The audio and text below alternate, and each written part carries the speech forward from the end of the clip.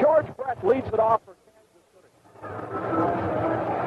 Left-handed hitting third baseman, hitting .296, 6 homers and 40 RBIs. The outfield plays him the other way. Here's the first pitch, a swing and a miss on a fastball, strike one. Eric Soderholm playing in at third. Jim Spencer's at first, George Orta at second, and Alan Bannister at shortstop. Outfield is playing in. Here's the pitch. Here's a swing and a grounder up the middle. Bannister to his left. He's got it. Throws across his body. He got it. Bannister let go of that ball about 10 feet the other side of second. And he threw Brett out for the first out of the inning. An outfield of Ralph Garr in left, Chet Lemon in center, and Richie Zisk in right. The wind blowing in tonight out of the northeast, coming from the center field wall to home plate at 11 miles an hour. Hal McRae, the batter, the designated hitter, hitting .285, 12 homers and 52 RBIs. Ken Kravick delivers, and it's a fastball for a strike. Chuck Hiller from Johnsburg, Illinois, doing the coaching down at third. And Steve Boros from Flint, Michigan, doing the coaching at first. Here's the pitch, a breaking ball, misses. Our big payoff inning tonight, by the way, is going to be the 8th inning. Inning number 8 tonight. Left-hander ready. Here's the 1-1 pitch, a swing and a foul.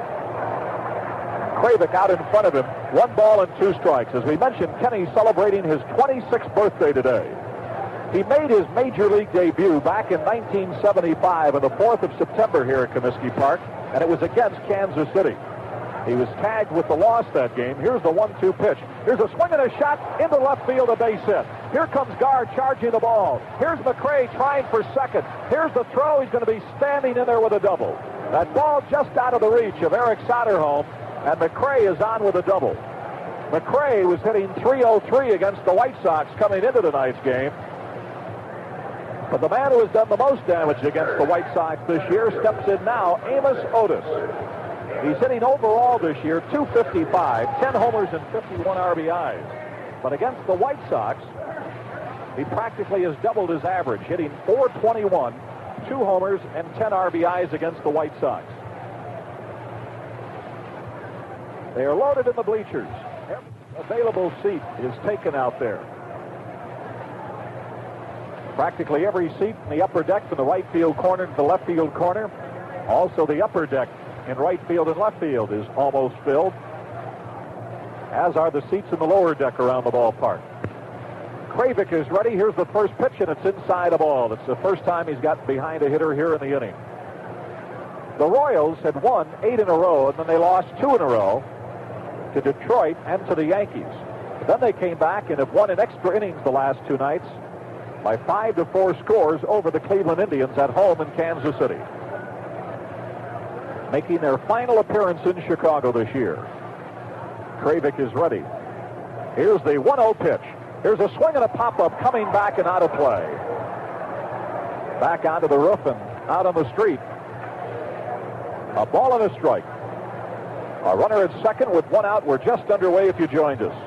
San Diego and New York, no score in the bottom of the third. That Philly Giant game is in the third now. San Francisco 2, the Phillies nothing. Montreal just tied the Dodgers with a run in the 4th. 1 ball and 1 strike in the batter. Outfield deep and around to the left. Now, Otis feels Kravick has taken too much time and steps out.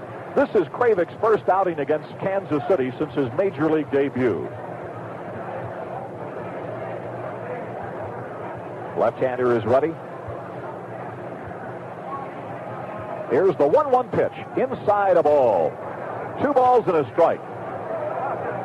The White Sox have won 8 of their last 10 ball games. They've got good hitting and good pitching. They've averaged 6.5 runs a game, and their pitching has allowed 3.5 runs a game. In those last 10 contests, left-hander is ready. Here's the 2-1 pitch, a fastball driven down to Bannister. Holds the runner at second. Throws. He threw it away. Spencer jumps out of the way. Here comes a runner coming around third. He'll score. Here comes Otis, headed for third, and Spencer will run the ball in. Oh, that's a shame. Bannister held the runner at second and then threw the ball to the outfield side of first base. And Spencer had no chance at all. And it's an error and a 1-0 ball game. Going all the way to third on the air is Otis. So instead of having 2 outs and a runner at second, you've got 1 out, a run in and a runner at third, and the sacrifice fly is in order. And Al Collins is the batter, hitting .310, 16 homers, and 64 RBIs. One of his home runs against the White Sox. So a 3-base throwing error gives Kansas City a run here in the first inning. Left-hander is ready. Here's the pitch, and it just missed outside a ball. All Collins is trying to do here is get that ball in the air to the outfield to bring home the second run.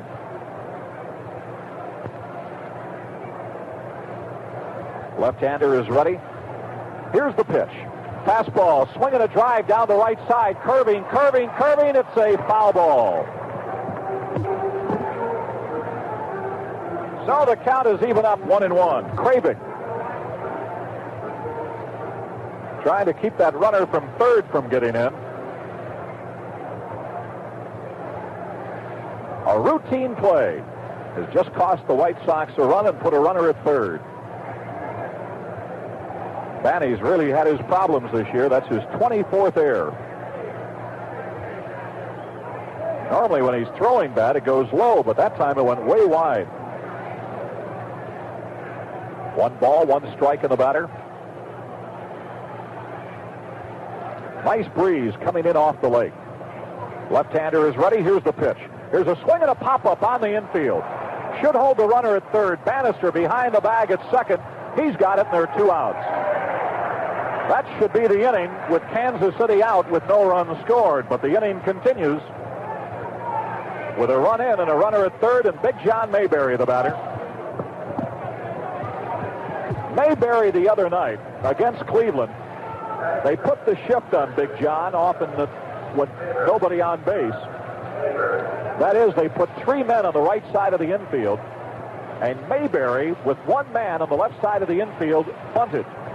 Now here we almost have 3 on the left side. Here's the pitch to Mayberry. Here's a swing and a long drive. Way back. This ball might be gone. It is a home run. And Kansas City leads 3-0. First pitch, Mayberry just drilled that ball into the right field seats. Well, you see what that error has done.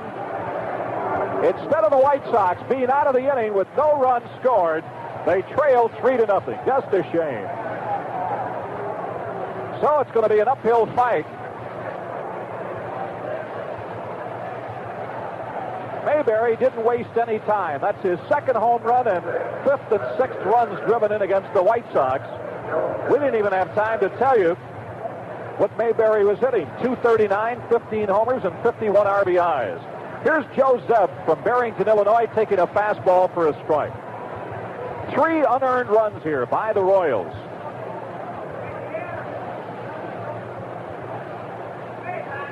Left-hander into the windup. Here's the 1-strike pitch. Here's a swing and a foul coming back to the upper deck. Well, the one positive aspect about the whole thing is that it's the first inning. This happened in the 9th in a scoreless game, you'd really be sick.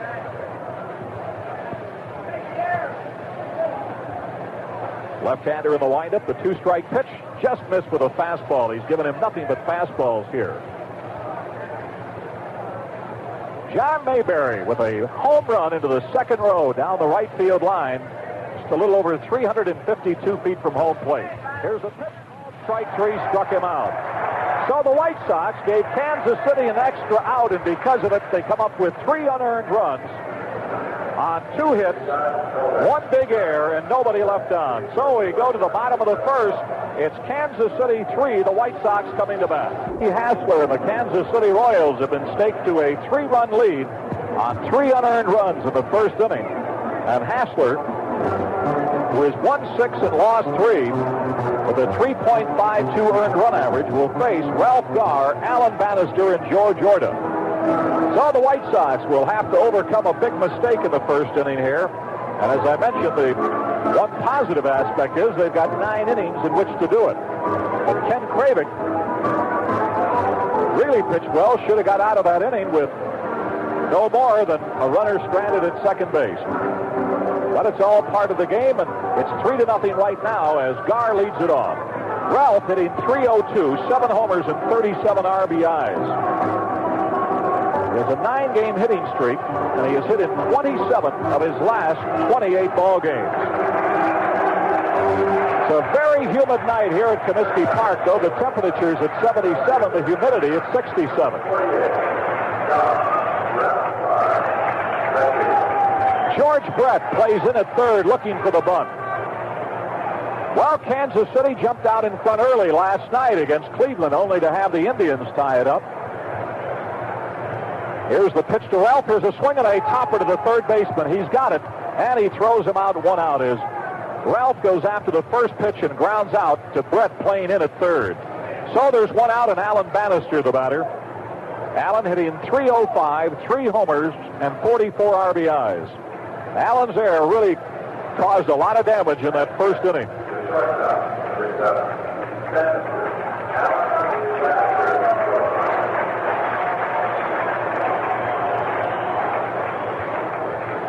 Left-hander in the windup, and the first pitch to Bannister is a swing and a foul just to the right of the Kansas City dugout. Scattered him down there.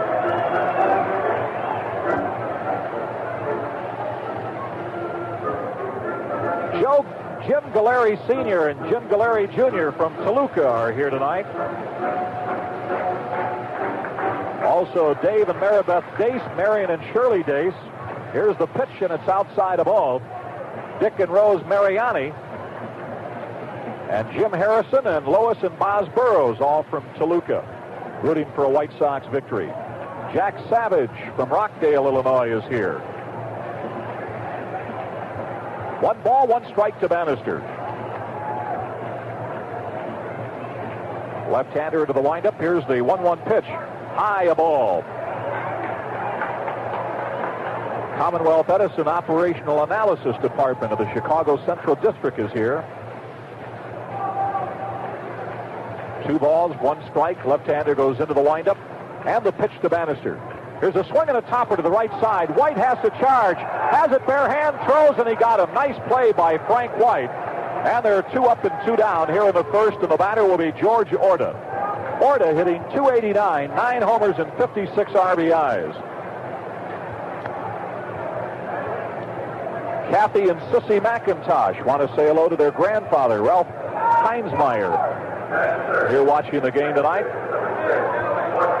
As are a lot of people. This place is packed as George Orta steps in. Orta has hit successfully in 21 of his last 23 ball games. How humid is it tonight? It is so humid. Our glasses up here continually fog up. Here's the pitch to George, and it's a fastball for a strike.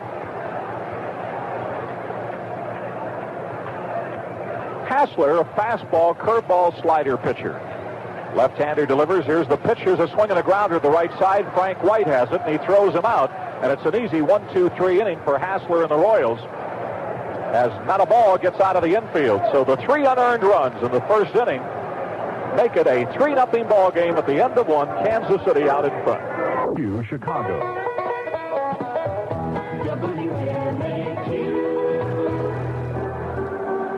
Lauren Brown back at Comiskey Park as we go to the second inning.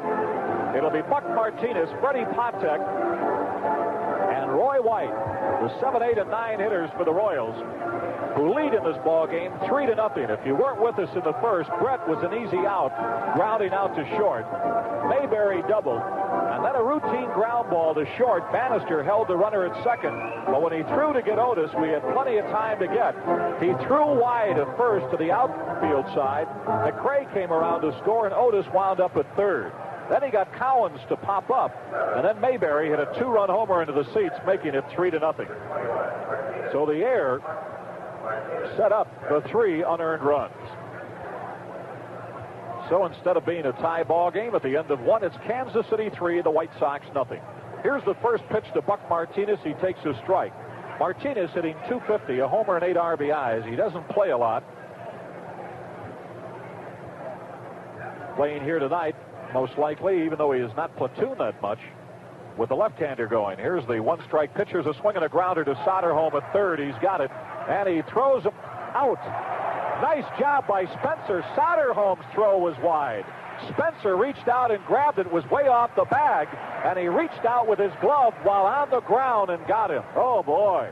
Settle down, infield. Settle down. Joshua has just hit a 2-run homer for Milwaukee. They came up with 6 in the 4th, and they lead Toronto 6-3 at the end of 4 innings of play. So there's 1 out, and Freddie Patek, the batter, hitting .263, 2 homers and 7 RBIs.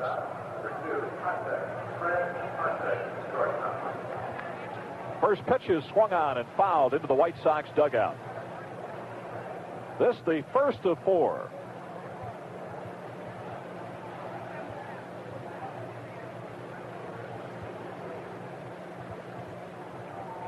Kravic goes into the windup and the pitch. Fastball for a strike at the knees. Patek argues with Al Clark about it. Our big payoff inning tonight, by the way, will be in inning number 8.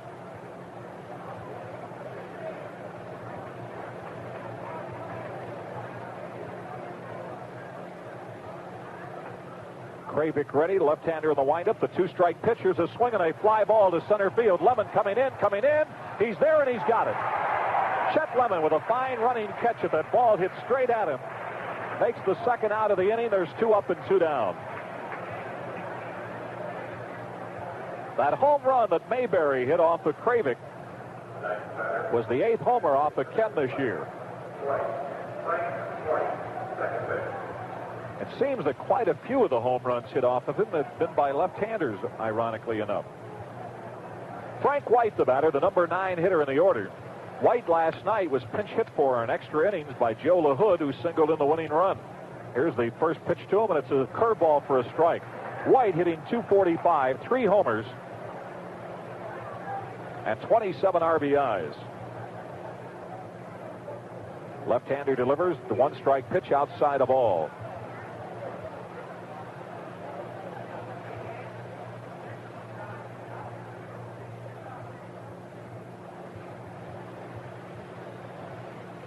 Here's the pitch, and it's a fastball for a strike. No, I guess not. I guess maybe that was the first left-hander that Kravic has given a home run up to this year. Seemed like it was more. Here's the 1-2 delivery. Swinging a topper right down to Spencer at first. He's got it. Makes the unassisted out, and the Royals are down 1-2-3. Well, there's been no problem with Kravic's pitching. It was just that error that cost him 3 runs in the first inning, even though he did give up a home run. In the inning, 3 up and 3 down. We go to the second. It's Kansas City 3, the White Sox 0. Lord Brown back at Comiskey Park as we go to the second inning.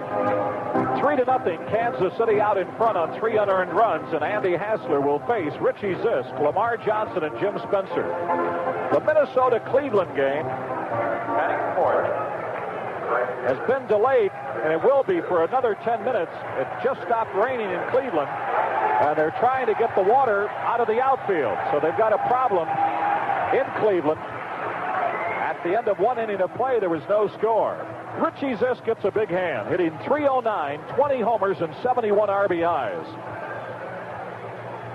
He's hit a home run and driven in 5 RBIs off of Kansas City pitching this year. And Hassler delivers. There's a swing and a miss, strike 1. Zisk, the 8th leading hitter in the American League. I take that back, 9th leading hitter now, and he's 3rd in the league in RBIs. Left-hander in the windup and the pitch. Here's a swing and a shot into left field corner, a base hit. Going for extra bases. Here goes Zisk trying for second. Here's the throw. He is out.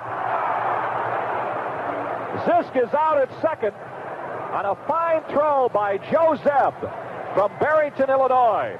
It was wide of the bag at second, and Frank White got it to the right field side and reached across and got Zisk. It'll go as a single, and he is thrown out 7-4, so there's nobody on and 1 out.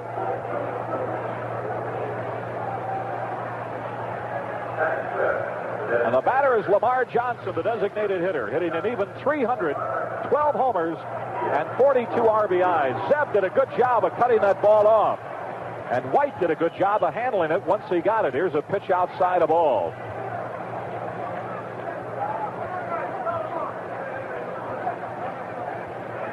Left-hander in the windup, and the pitch. Swing and a foul off of the glove of Buck Martinez. Evens up the count, 1-1. You know, looking ahead into the month of September, should the White Sox and the Royals be as close as they are now? Here's the 1-1 pitch to Lamar. Here's a swing and a foul ball coming off and out of play to the right.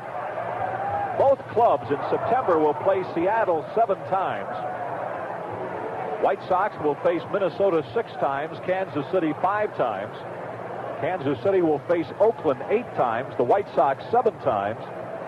And Kansas City will face California 8 times, and the White Sox will face the Angels 6 times. Also, Kansas City will play Milwaukee 3 times in September, while the White Sox will face Baltimore 3 times.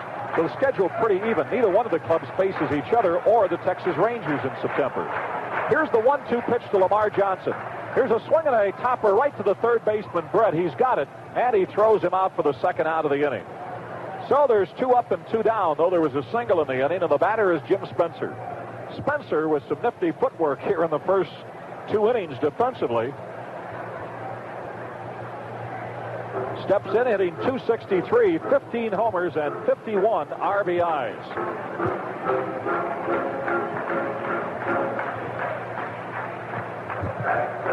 These 2 clubs have played to a virtual tie in terms of 1 losses over the last month. The White Sox winning 19 and losing 5. Kansas City winning 20 and losing 6.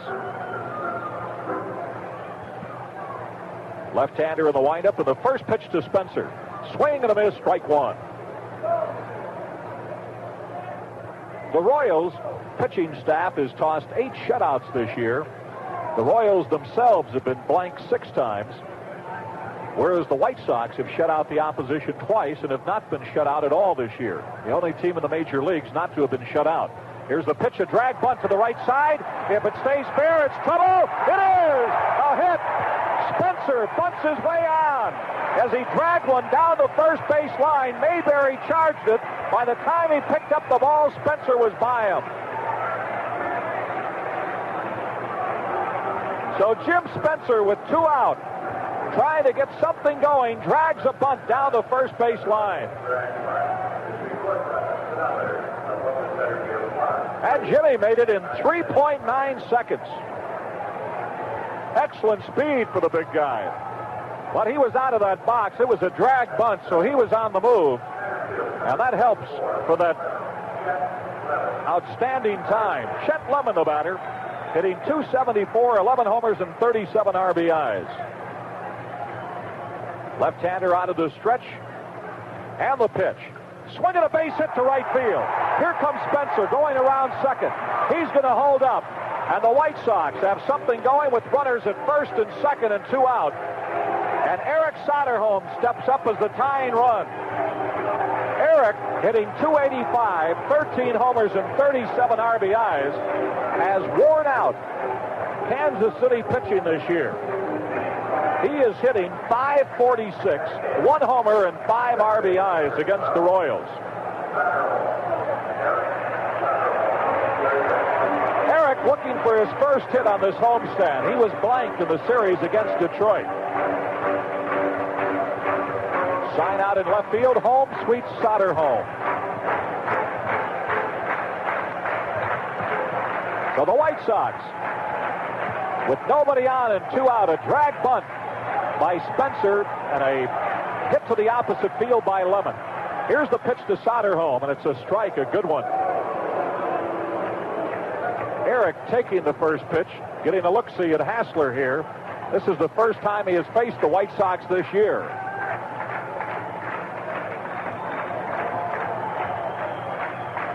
Left-hander is ready. Here's the pitch.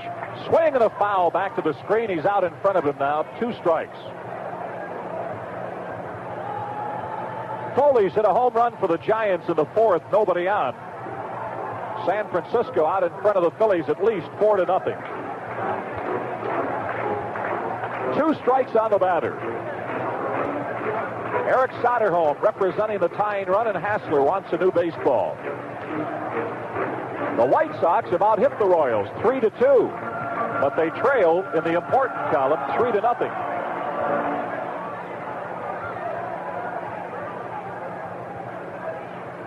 Spencer at second, Lemon at first, 2 strikes on Soderholm.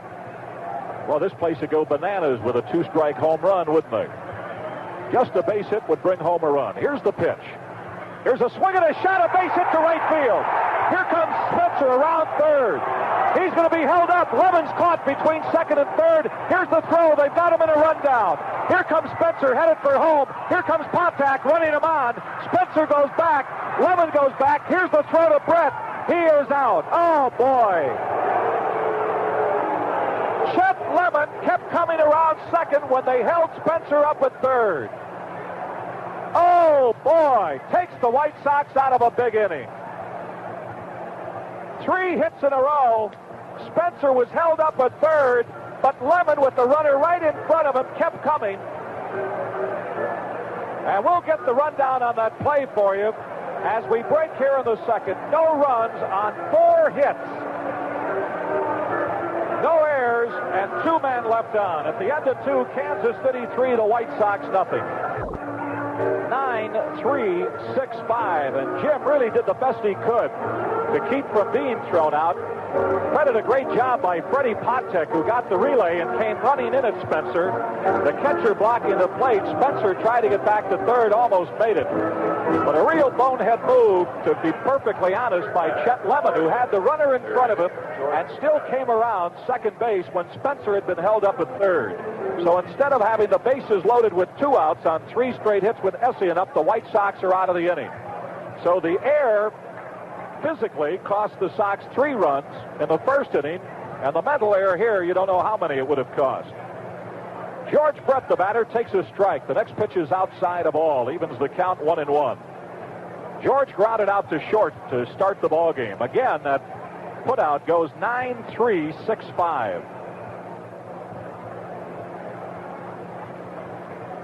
Left-hander ready. Here's the 1-1 pitch. Here's a swing and a fly ball to center field. Lemon going over to his right. He's there, and he's got it, and there's 1 out.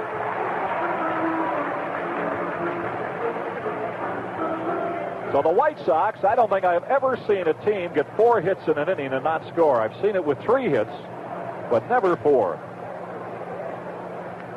But that's the way things have gone tonight. But a lot of time to go. 8 more innings. I take that back. 7 more innings. Hal McRae, the batter, he doubled down the left field line his first time up. Ken Kravick in the windup delivers a swing and a foul back to the screen. Kravick has made only 1 mistake, and that was that pitch to Mayberry, but he should have been out of the inning when it happened. All 3 runs against them have been unearned. Left-hander into the windup. Here's the pitch, way outside of ball, evens the count 1-1. Kansas City as a club coming into tonight's game was hitting .255 against the White Sox. 5 homers, 51 RBIs. Whereas the White Sox were hitting .282, 7 homers and 40 RBIs against Kansas City. Here's a swing and a foul to the left side. 1 ball, 2 strikes on the batter. St. Louis came up with 9 runs in the second inning, and they lead Cincinnati 9-0 in the bottom of the second. Second game of the doubleheader after Cincinnati won the first game 6-5. Kravick ready. Here's the 1-2 pitch. Swing and a miss. He struck him out with a good fastball. So Kravick, though he is trailing 3-0 on those unearned runs, has retired 6 in a row. Well, he keeps pitching like this, and the White Sox start hitting Hassler. It could be a totally different story. You got that feeling it's going to happen after those 3 consecutive hits off of Hassler after 2 out in the last inning.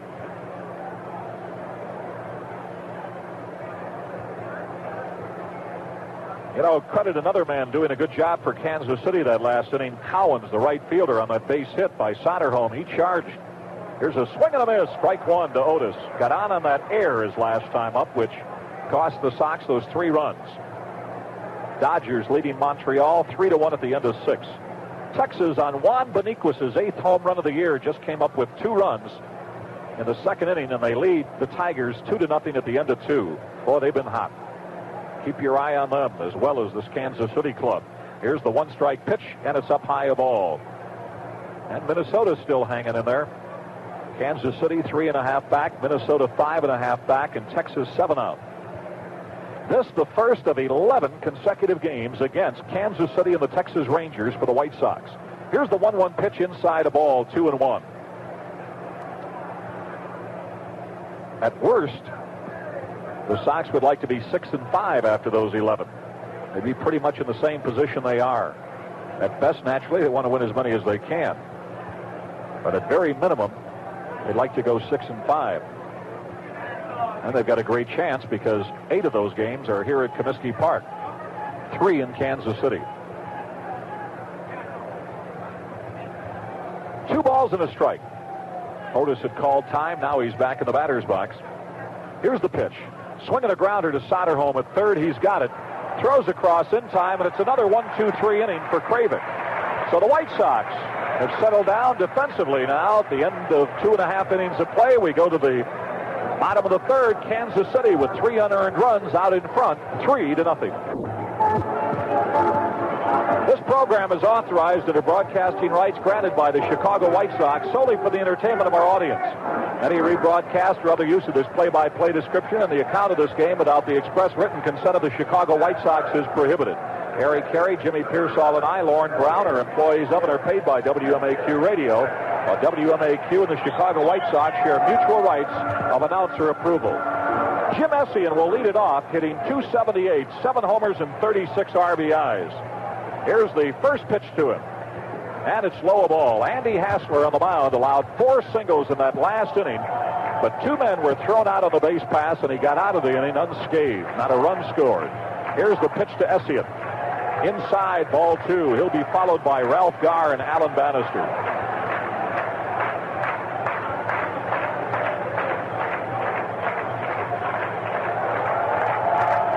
Left-hander ready. Here's the 2-0 pitch. Here's a swing and a foul going on towards the White Sox bullpen, and the count is 2-1. Essien playing for the first time in this homestand after Downing hit that game-winning home run in Boston the other night. He started against Detroit, and then he played the next night with Wilbur Wood catching. Here's the 2-1 delivery. Outside a ball, 3-1. A bad one here would get things started and get the leadoff man on.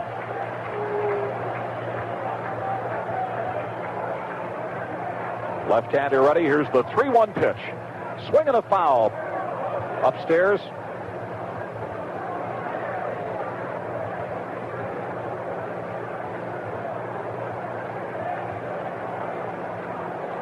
So the count is full to the leadoff man, 3-2.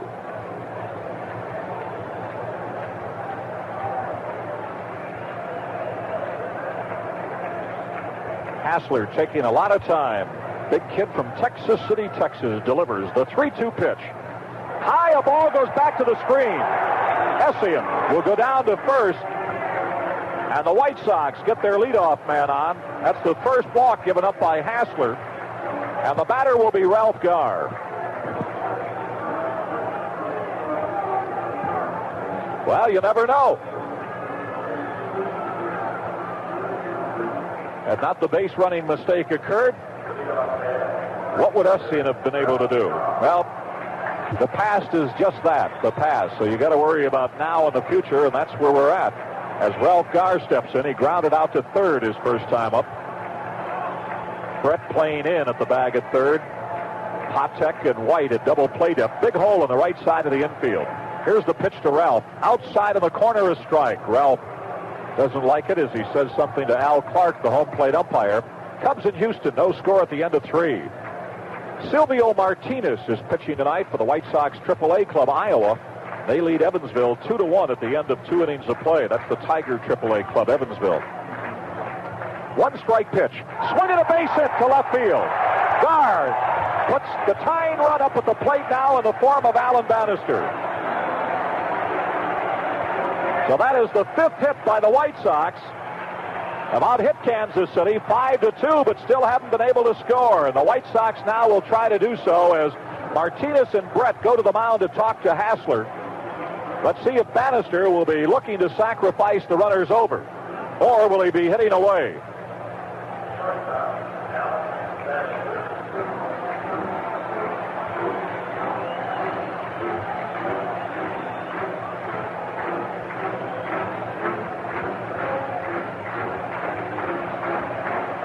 Bannister grounded out to second his first time up.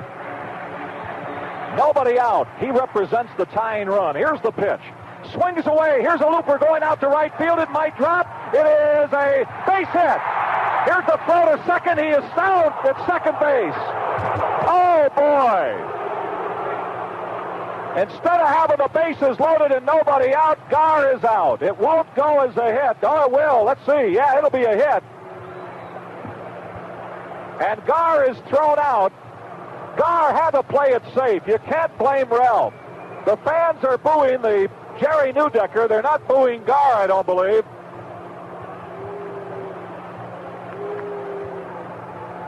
But Gar has to protect himself between first and second. That ball looked like it might be caught. But it wasn't. On the play,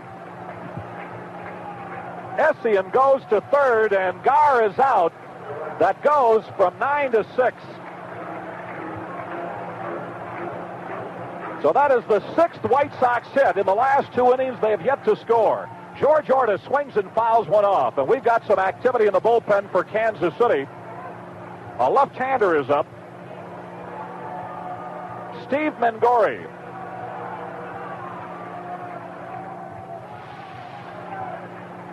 Hassler working out of the stretch. Here's the pitch. Swing and a miss. Strike two. Had the big cut.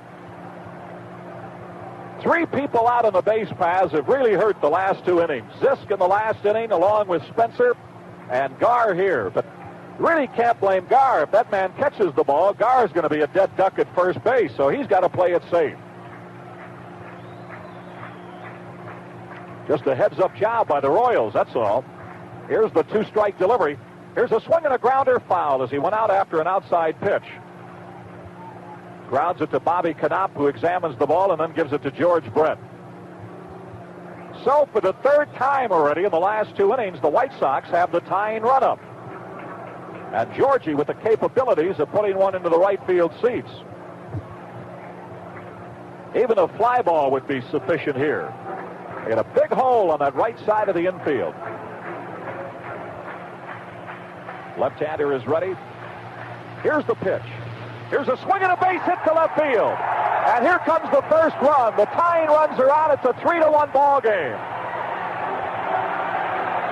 Finally have broken the ice with 7 singles here in the last 2 innings.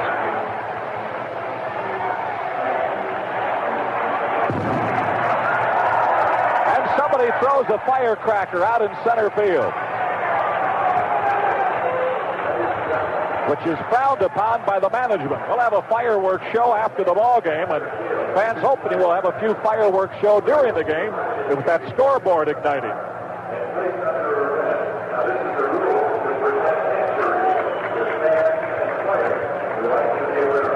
So Bannister stopped at second. Orta's on at first, and Richie Zisk, the batter, he singled his last time up, and then he was thrown out trying to go to second. The tying runs are on with 1 out. Here's the pitch. Here's a swing and a drive to right field. It's going to be a fair ball down into the corner. Here comes 1 run. Here comes another runner going around third. Here he comes home. Here's the throw. He is safe. Tie ball game. Richie Zisk doubles. Here comes Whitey Herzog to argue about it. The White Sox have come back.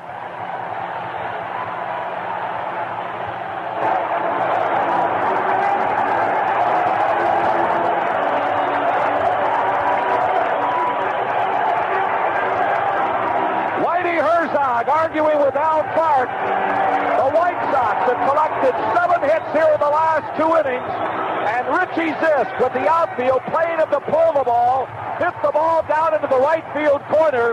And for those fans in the first row up there, I'm glad you didn't touch that ball, otherwise you would have cost the White Sox a run. It's his 6th and 7th RBIs against Kansas City, and that is all for Andy Hassler. He has been taken out of the ball game. And the new pitcher will be Steve Mengori, a left-handed relief pitcher with a screwball. He has a fastball, a screwball, and a knuckle curve.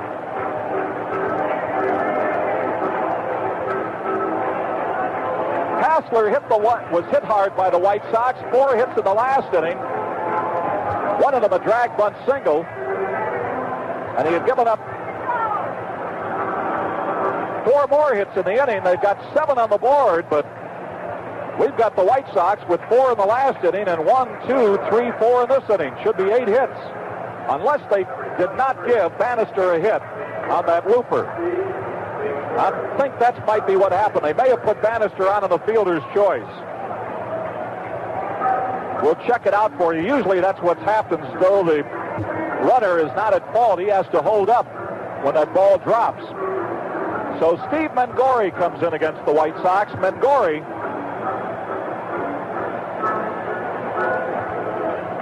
has appeared in 27 ball games. He has won none and lost 3, with 3 saves to his credit and an earned run average of 2.89. Against the White Sox this year,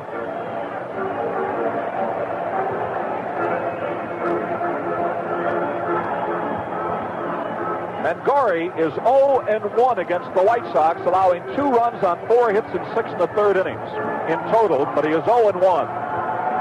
So these White Sox fans now, at these first 2 innings under the Sox belt where they seemed a little jittery, are happy again as the White Sox have come back to tie it up. Detroit just came up with 4 runs in the third inning to go out in front of Texas by a score of 4-2. Looks like they knocked Doyle Alexander out of the box. They did. Roger Moret is now pitching for Texas. So Lamar Johnson's the batter. The lead run at second base with 1 out.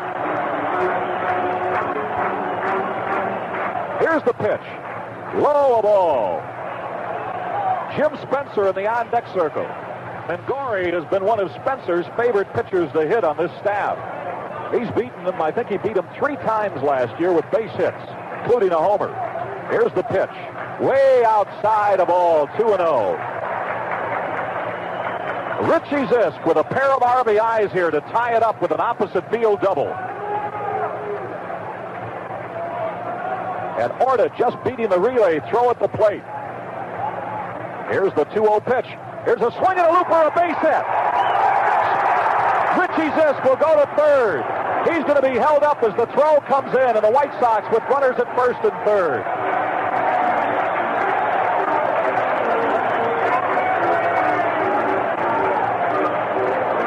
So Lamar Johnson comes through. By the way, Hassler pitched 2 1/3 innings, allowed 3 runs on 7 hits. He walked a man. He didn't strike anybody out.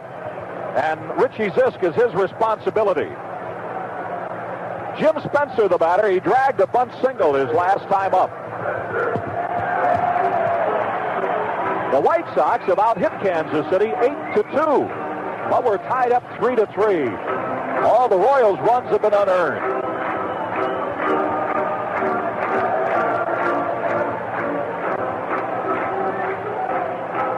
Jim Spencer, the batter.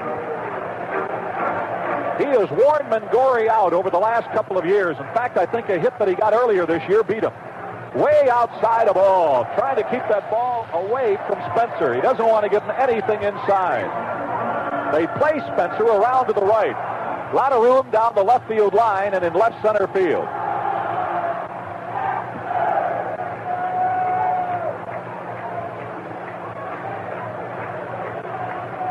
Left-hander ready. Here's the pitch. Here's a swing and a long fly ball. Should score the run. Otis is there in center field. He's got it. Here comes the throw. It will be cut off by the relay man. The White Sox take the lead.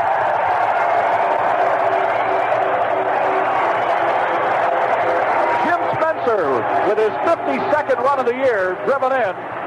And the White Sox are out in front for the first time of the ball game, 4-3. Lamar Johnson holds it first.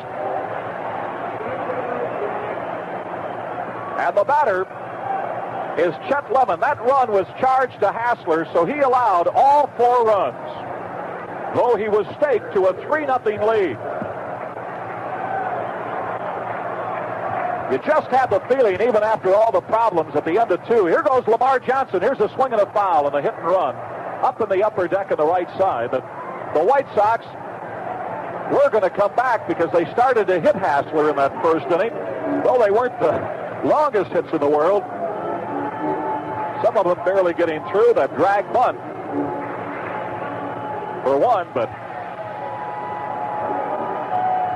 the White Sox have come through here for 4 runs. Here's the pitch.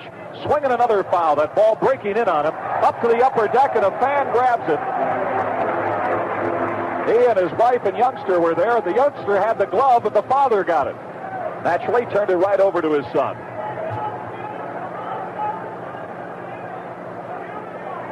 Two strikes on the batter.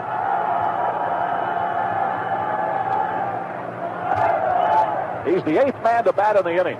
Soderholm in the on-deck circle. Lemon singled his last time up at a critical base running error that took the White Sox out of the inning. He's trying to... Here's a toss to first, the runner back. Trying to keep this inning alive here. Lamar Johnson at first. 4 runs are in, and there are 2 out.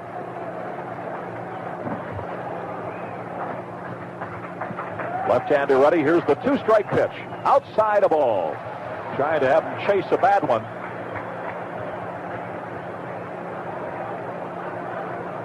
Minnesota at Cleveland tonight. A little bit of a delay with rain. Here's the pitch. Swinging a foul outside the bag at third. Taking a look at the ticker, apparently no home runs for the Tigers in that inning, but they came up with 4 in the third against Texas and lead it 4-2. Bottom of the third, Rozema working against Roger Moret. Here the White Sox have broke loose for 4. Here's the 1-2 pitch. Here's a swing and a fly ball to right field. Could be gone in the inside corner. Soderholm singled his last time up. First time that he has faced Mengori. Left-hander ready. Here's the pitch. Low a ball. 1 ball and 1 strike. What a comeback. But it's still early. It's the third. The one thing you hope is that Kravik doesn't get tired. Waiting. Here's the pitch, low a ball. 2-1. Fans chanting, we're number 1. Left-hander ready. Here's the 2-1 pitch. Low a ball. 3-1. Jim Essien, who started it all off with a walk in the on-deck circle. The White Sox have erupted for 6 runs here in the third inning after getting 4 hits and no runs in the second. Here's the pitch. Swinging a pop-up on the right side. Mayberry going after it. Curving towards the seats. It is in play. He's got it right by the tarp screen to retire the side. But listen to the hand for these White Sox. They came up with 6 runs on 6 hits. A 2-run double by Zisk, a 2-run homer by Lemon. Nobody left on. And at the end of 3, I'm Lauren Brown. Harry Caray will be along in a minute. It's the White Sox 6, Kansas City 3.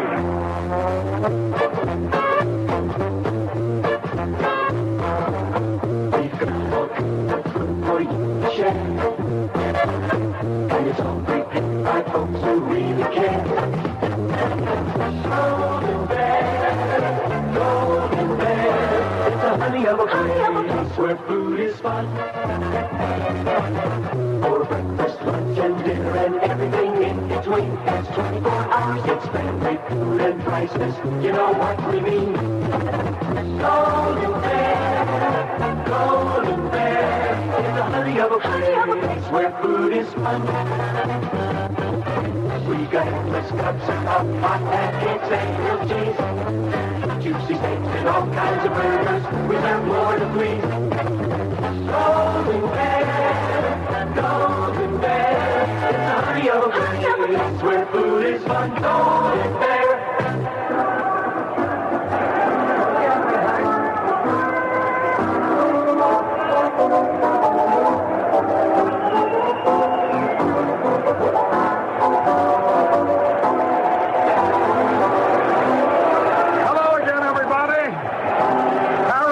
Back at Comiskey Park. We're going now into the top of the 4th in a remarkable ball game. The White Sox started off by giving them 3 runs and then ran the bases for a while like they just refuse to score. But talent will tell. And it was torpedoes away. And now they're out of front. This has got to be the most remarkable ball club in the history of baseball. Here we go, top of the fourth. First pitch a little bit low, ball one.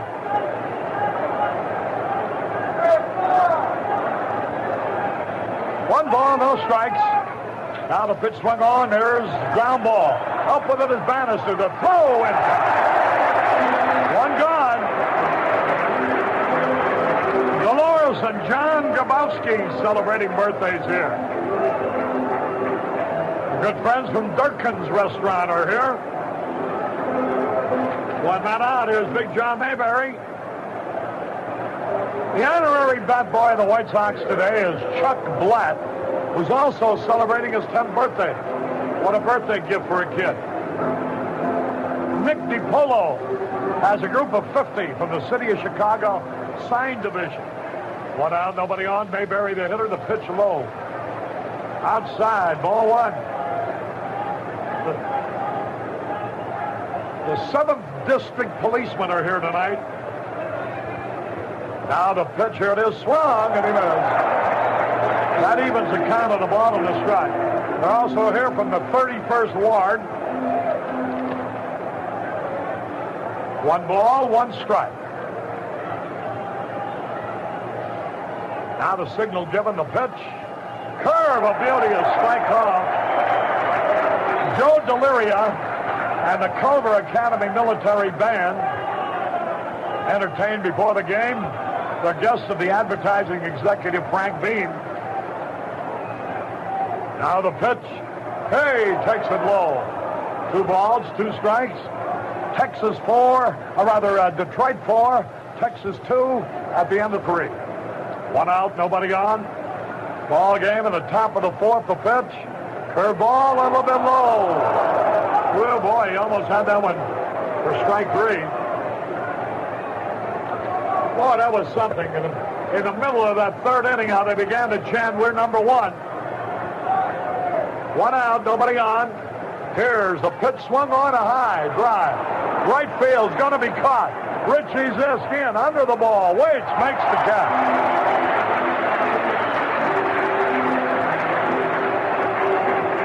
Two men are out. Here's Joe Zebb, a local boy. Larry and Pat Van Lake from Waukegan are here. They have a little daughter who's 6 years old named Caray. They say she wants to marry Harry Caray so that her name will be Caray. I don't think I have time to wait.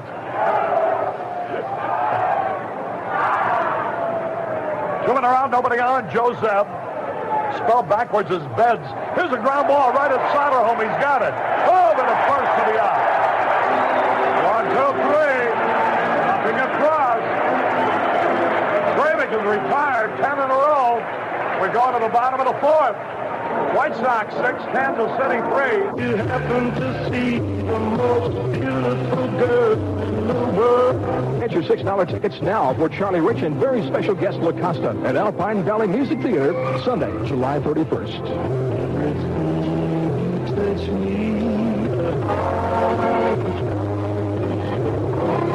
Sunday, July 31st at 8 p.m., Charlie Rich at Alpine Valley Music Theater, East Troy, Wisconsin. We're closer than you think. $6 tickets for Charlie Rich and La Costa, available at all ticket trial outlets and at the Alpine Valley box office up until showtime.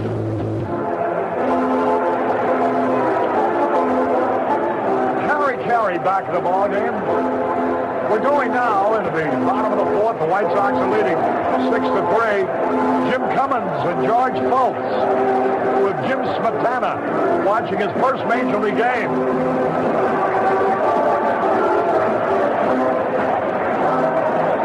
A group of 110 from the Century people in Markham, Illinois are here.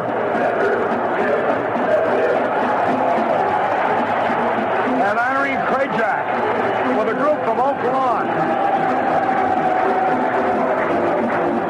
Get well wishes to Bill Gosler.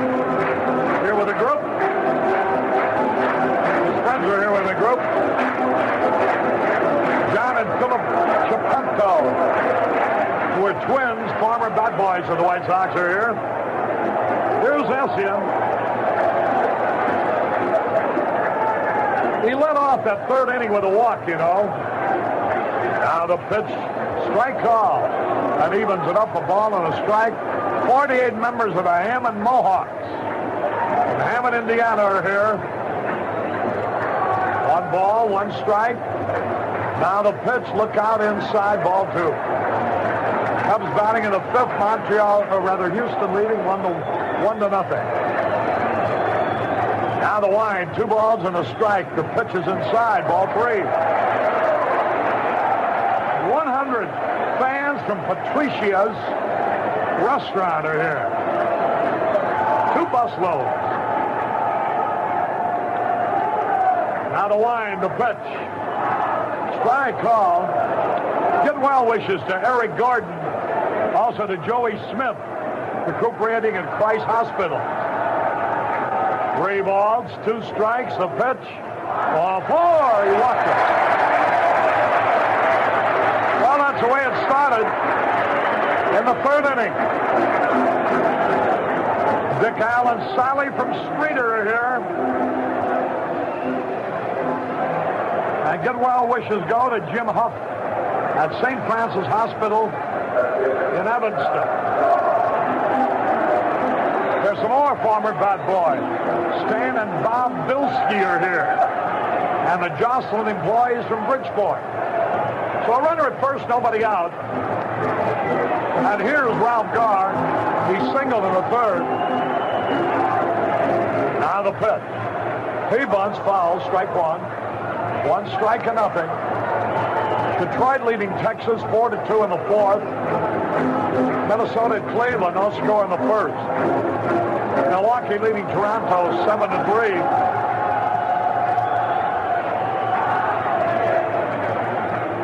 Now the pitch. Swings and he fouls it back.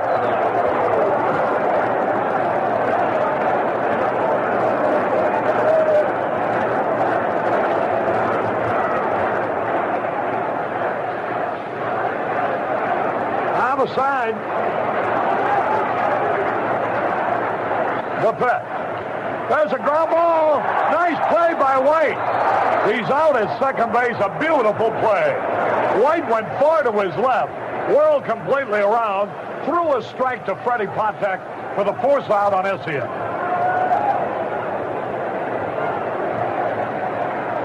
One out. Here's Alan Bannister.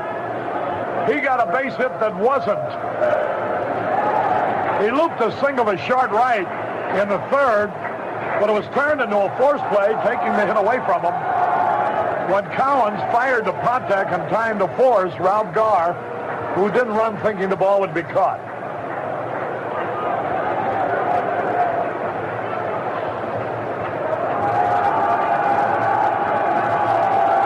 One out, 1 on. There's a little pop foul out of play into the stands. Oh, boy, a big crowd here tonight. Beautifully warm evening. And ice-cold Strohs really hits the spot right here. Danny Hozak just popped. So I will enjoy this cold bottle of Strohs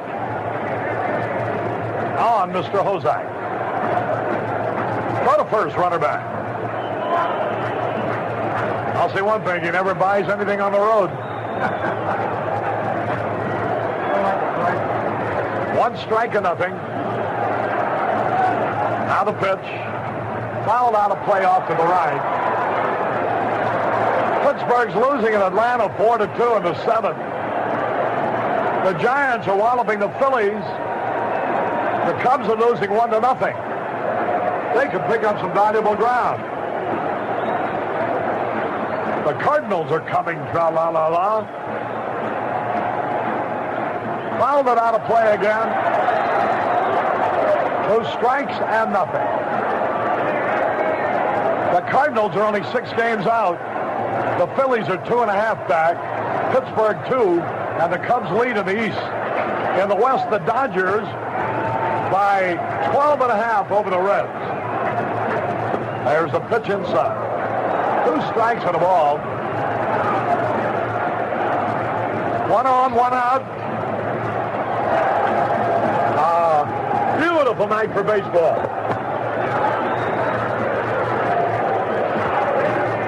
Now the throw to first, the runner back. Steve Mangori on the hill. Now the sign. 2 strikes and a ball. The pitch, there goes the runner.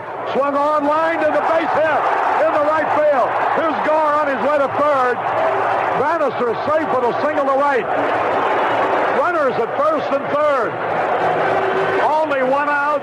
Here's George Horta. With the runner going, Bannister just pushed at the ball and looped it right over Big John Mayberry's head.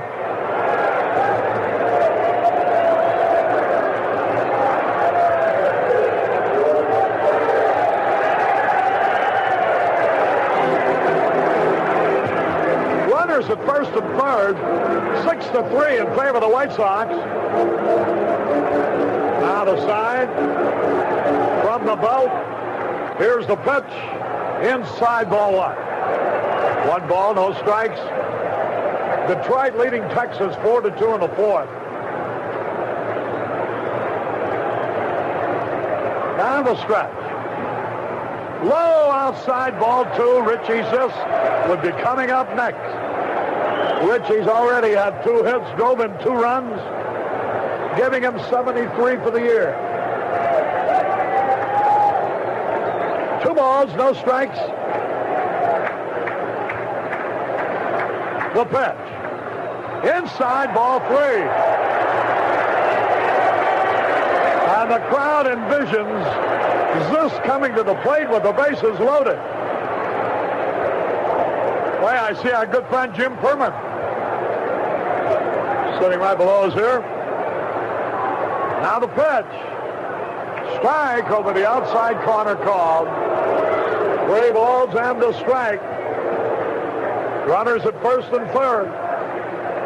Ball game in the 4th. White Sox lead 6-3. Here's the pitch. Strike 2 call. Now Bannister probably will be going on this one. 3 balls, 2 strikes, only 1 out. Steve Mangori ready. Now the pitch. Here it is. Line to the shortstop. It'll be a double play unassisted. That's a tough break.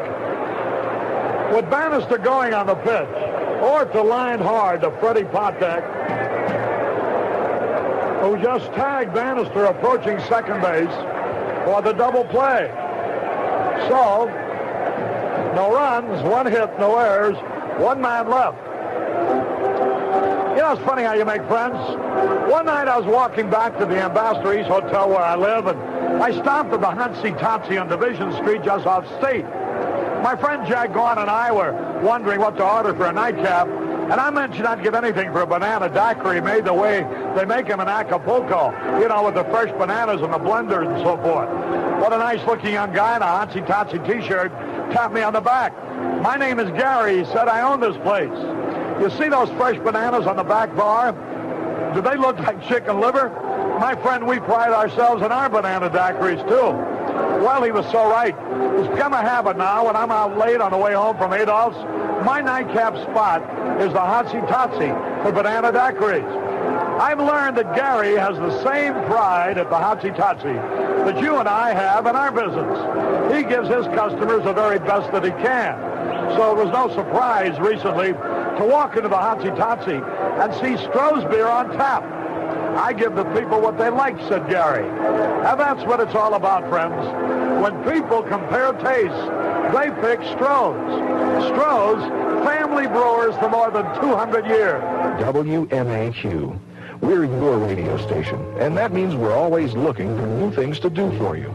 That's the reason we ask you to call us at 591-4000 and tell us what you want. That's also the reason the Big Singers live in concert.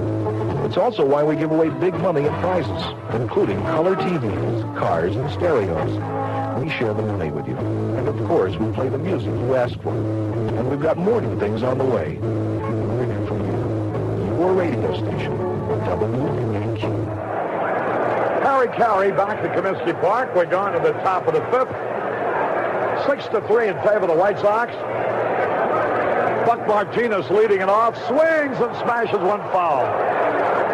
Just outside third base.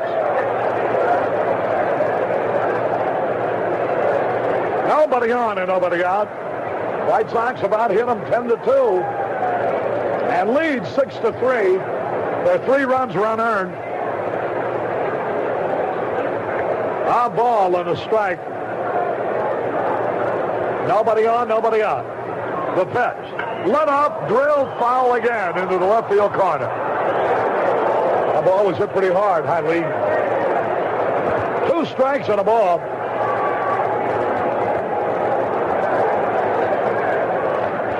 Nobody on and nobody out. We're in the top of the fifth. 6-3 in favor of the White Sox. Buck Martinez leading it off. The line, the pitch. Hey, struck him out swinging. Our good friend Lee Stern, the owner of the Chicago Stings, the soccer club. Are you guys in the playoffs? We're still battling. We pulled the upset of the year Wednesday at Fort Lauderdale, and tomorrow night, we play them back here again. They got the best team in the league, and if the crowd watches this game, they'll see the Sting win to the end. Stings playing soccer here at Soldier Field tomorrow night. 1 out. Freddie Patek, the batter, the pitch. Curve, a beauty, a strike call. 1 strike to nothing. We'll see you tomorrow night, Lee. Thank you, Harry. 1 man out. He swings and he misses. Ball game in the top of the fifth. Big crowd on hand. Might be the year's largest crowd. Now the signal. Here's the pitch. Fastball high. 2 strikes and the ball. Well, the way the White Sox started this ball game, and then the way they exploded. Now the pitch, here it is. A little bit high. 2 balls, 2 strikes.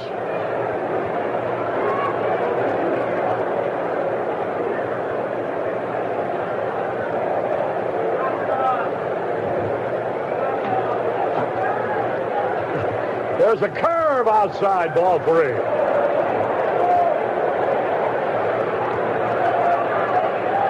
Jim Perman sends a card up here. Says, I'm no poet, and everybody knows it, so there'll be no verse to make it worse. So let's just say you can't beat fun at the old ballpark. Watching Bill Beck's White Sox at Comiskey Park. Are there any beer men left? I don't know about that. Here's the pitch, and it's high, ball 4. I tell you, Jim Perman looks a little better tonight. He's got a very lovely lady sitting to his left.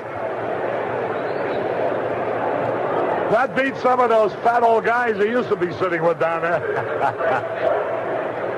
1 out, a runner on at first base.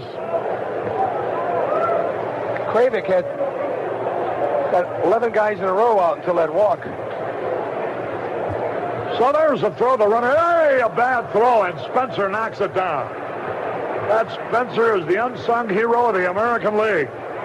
Kravick right now should not worry too much about Patek. And out goes Esty and Natel. Now listen, let's get the hitter. We're 3 ahead.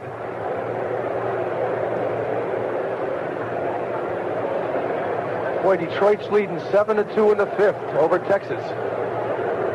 Attaboy, Detroit.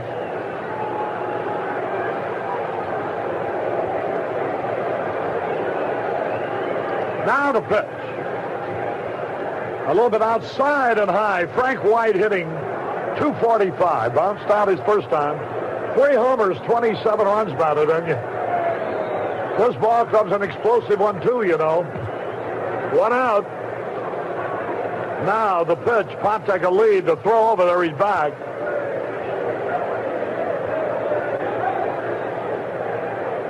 Detroit batting in the 5th, leading Texas 7-2. Now to stretch the 5th. There goes the runner, swung line, left field base hit. Pontek's on his way to third. Hey, Gar fumbles the ball. But now he throws wildly into second base, but Spencer backs it up. Holy cow. Don't go away at the old ballpark. That ball's hot. I think they have to give, no, they won't give him an error because Pontek was on his way to third anyway. And on his wild throw back to the infield, nobody advanced. So it's runners on at first and third, and here's George Brett. A tough hitter. Only one out. Runners at first and third. Ball game in the top of the fifth. Now the stretch. The pitch. Swings and he foul tips. 1 strike and nothing. So Kravick in a jam.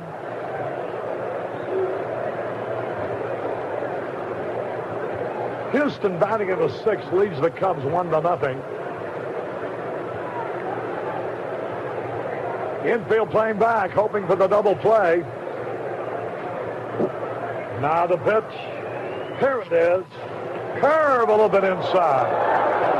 Oh boy. He got that curveball a little high too. 1 ball, 1 strike. Runners at first and third. The throw over to first base. He's back.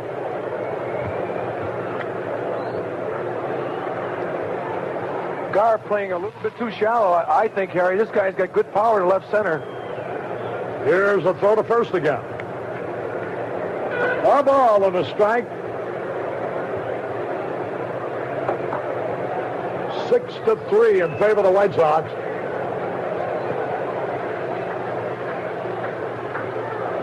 There's the pitch. Curve in there a bit. Right in there for a strike call. Those strikes and a ball. Almost. Amos Otis will be next. They got 3 tough hitters here in a row. 4 of them, really. We have Brett, McRae, Otis, Collins, and Mayberry in that order. 2 strikes and a ball. Here's the pitch. There it goes, way back. It might be out of here. It could be. It is a home run to tie it up. George Brett hit a knee-high fastball into the center field end of the right field stand. Harry, he came sidearm. Instead of getting it outside, he got it in the inside part of the plate where he's bailing out, and he got all of that pitch. When you're going to come sidearm, you got to keep it on the outside part of the plate. So that ties it up now. 6-6. And here's Hal McRae. So that's a second home run off Kravick in this game. Mayberry hit one with a man on in the first, and now Brett hit one with 2 on, his 7th of the year. Johnson warming up in the bullpen with Hamilton.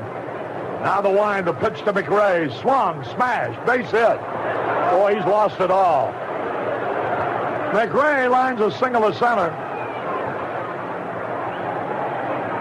Here comes manager Bob Lemon out. This is a good night for big innings. The Cardinals got 9 in the second. The White Sox got 6 in the third. That may be all for Kravick. All of a sudden, he just lost it.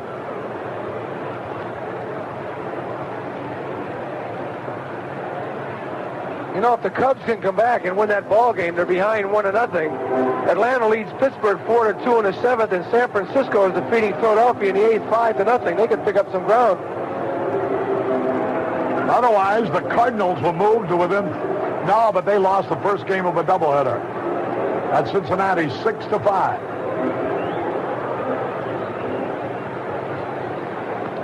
All right, here comes Amos Otis. And Kravick is going to stay in there. I think if Lemon had somebody ready, he'd get him in there now with Otis coming up, but he doesn't feel that Johnson is ready. Stan Williams is back in the bullpen. He was injured, you know, in a freak accident.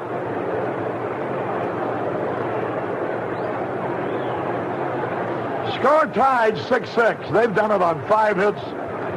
It's taken the White Sox 10 hits. The difference has been some base running that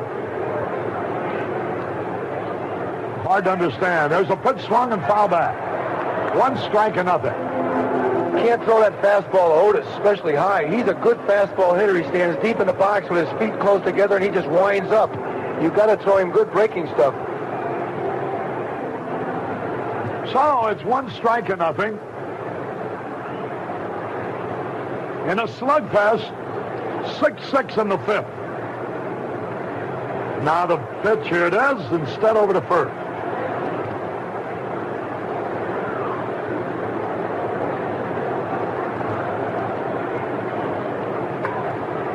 Those 3 unearned runs in the first inning loom quite significant.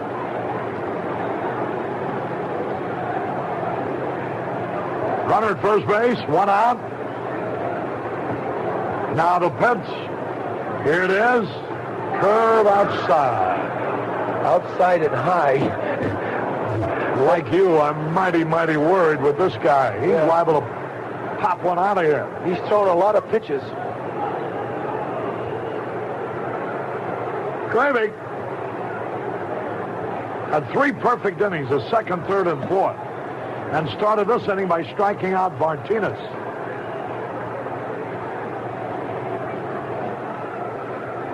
But then a walk to Pontek, a single by White, and a 3-run homer have turned things around. A ball and a strike. The pitch. There's a high fly ball to right field, going to be caught. Richie Zisk has it. 2 gone. And here's Cowan.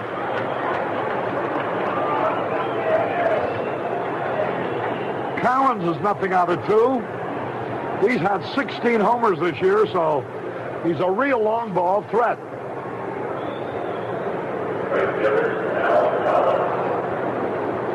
The Texas Rangers come in here Monday night, 4 night games in a row.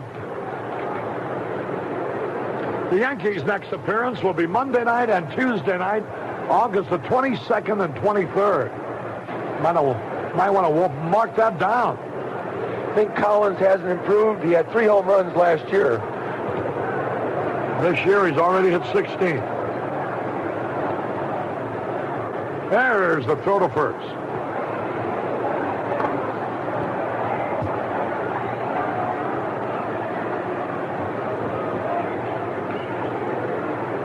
The gang here from E.F. Hutton tonight. There's the pitch swung, and he fouled it off. 1 strike and nothing. We're in the top of the 5th. Tied up 6-6. Banner Day here Sunday between games of the doubleheader. Prizes for the best and most original banners will be given. Be fun for all.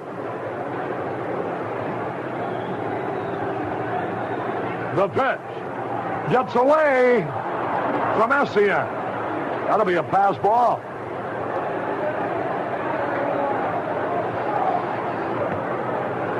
What else can we do wrong? The ball's right down the middle of the plate. So it's a ball and a strike. Probably be pass ball charged to Essien. Look like he might have been crossed up.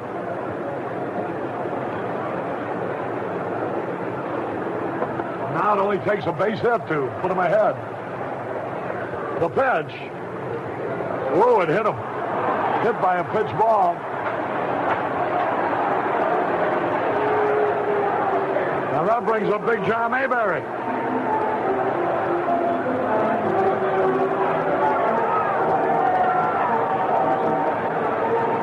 Mayberry homered with a man on at the first. Comes up now with runners at first and second, 2 out. Score tie.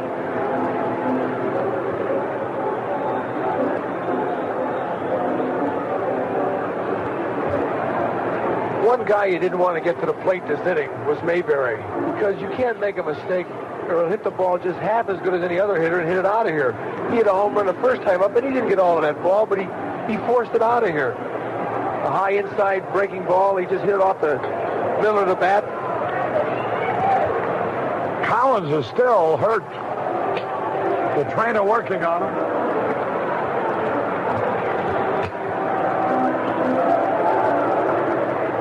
Looked like it hit him right on the toe. And they're putting some of that freezing spray on it. You know, when the ball hits you where there's not much muscle or anything, it can really hurt. It takes a while for the soreness to go. It doesn't just go after you put that freezing on it. They kind of, maybe it's on his knee. See if he's going to stay in the game or not. You know, it wasn't a hard, fast curveball. It was just a change of speeds curveball, but hit him just right. Well, he's walking around without even limping. He's okay. Now he's putting his shoe back on. Instant recovery.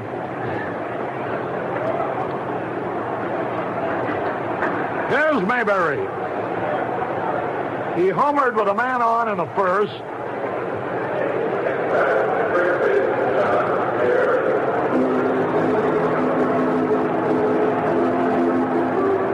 And then he flied out to right in the fourth. So he's hit the ball well both times. On the pitch, here it is. Curve, and he fouled it out of play. Into the upper deck. 1 strike and nothing. White Sox tied up 6-6. They spotted him a 3-run lead in the first. Then the White Sox came back with 6. 46,000 here today? I'd say around there. Now the stretch. Here's the pitch. Hey, had a cut at a curve and he missed. 2 strikes and nothing. Big John Mayberry with 16 homers for the year. 53 runs batted in. 2 strikes and nothing. Now the delivery. Here it is, held up in time. 2 strikes on the ball. Detroit leading Texas 7-2 in the 5th.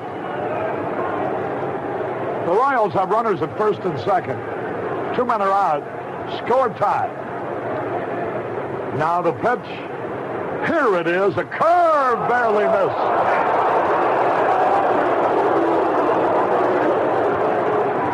You know, I got to believe the umpire, Clark, can see that ball better than anybody. He's sitting right in there inside, so it had to be inside. 2 balls, 2 strikes. Sort of a lazy curveball. Yeah, it didn't really break. 2 balls, 2 strikes. Look out. A big man up there. The pitch. Curve swung on. High fly ball. Should be caught. Lemon coming in. Under it, he has it. 3 runs. 3 hits. No errors. 2 left. We go to the bottom of the 5th. All tied 6-6.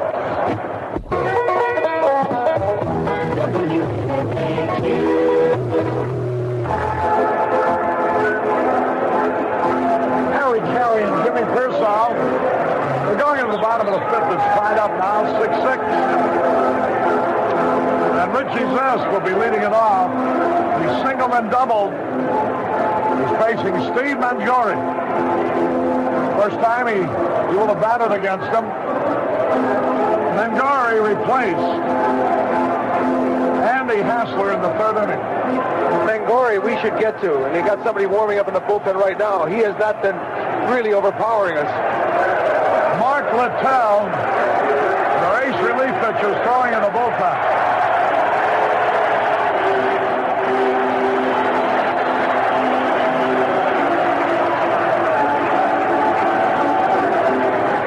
Here's this to lead it off. First pitch in there, a slider on the outside corner. Strike 1 call. 1 strike and nothing. Now the pitch. Oh, it hit him. Hit by a pitch ball.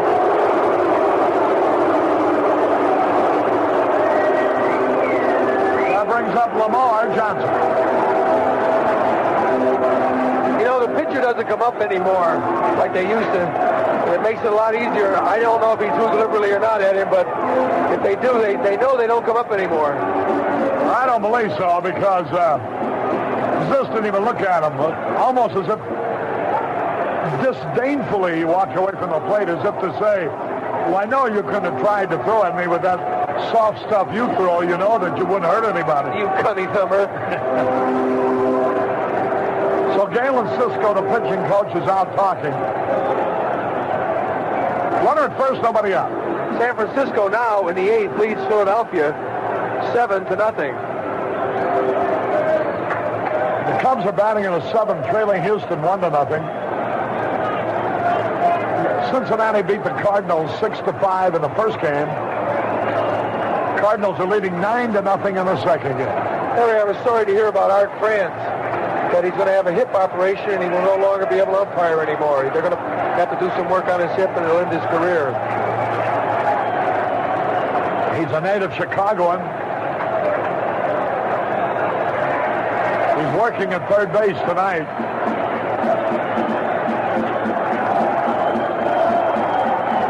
All right, we're ready to go. Richie Zisk, the runner at first base, nobody out.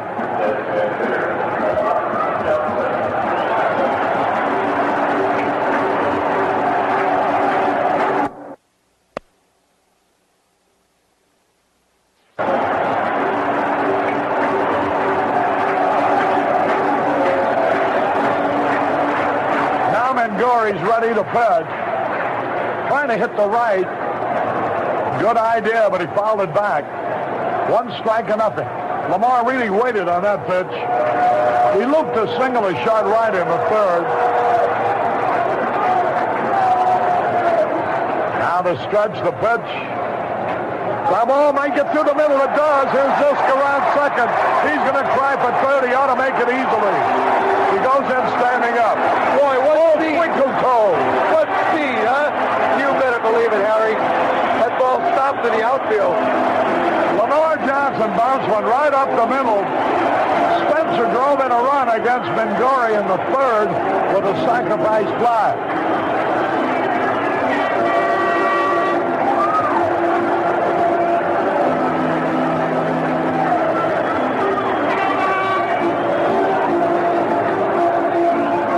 The score tied 6-6. The White Sox have runners at first and third, nobody out. And here's Jim Spencer.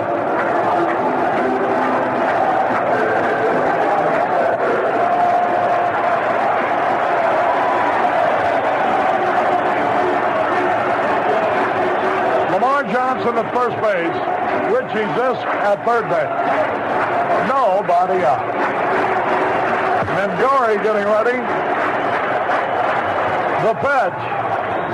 Strike. Good fastball right in there. There's a ball hit by Lamar up the middle, seeing eyes. Orta, with men on first and second, hit a line shot at the shortstop for double play. So it's just a matter of inches. 1 strike and nothing. Jim Spencer waiting. The pitch. Ooh, he had a rip at that. Oh, I'd like to see him. I'd like to see him get that pitch again. He pulled it. He was out in front of it too far. Pulled it foul. If Mengori strikes out Spencer or gets him out, I would imagine they'll bring in the right-hander to pitch to Lemon. 2 strikes and nothing.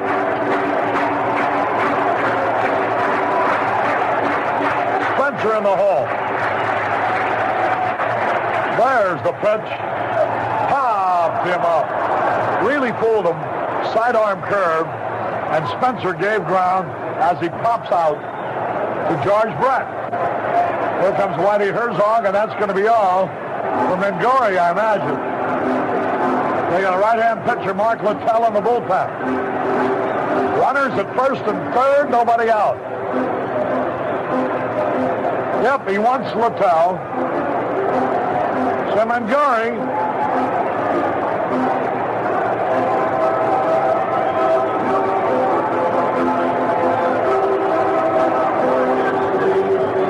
pitched 2 innings.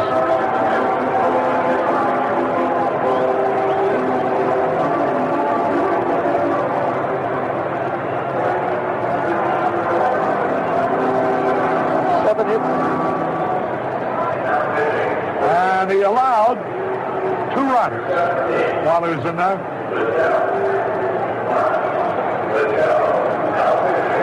And Mark Littell, their ace relief pitcher, comes in.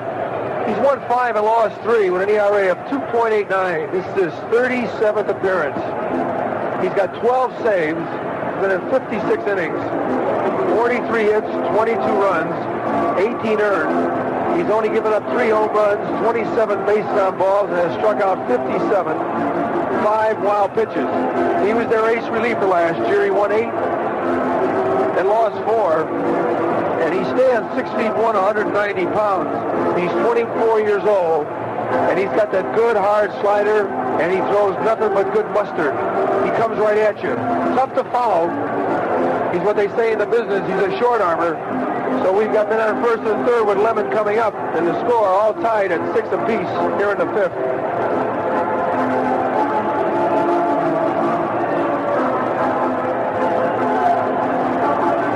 Chubb Lemon will be coming up there with the go-ahead run at third, an insurance run at first.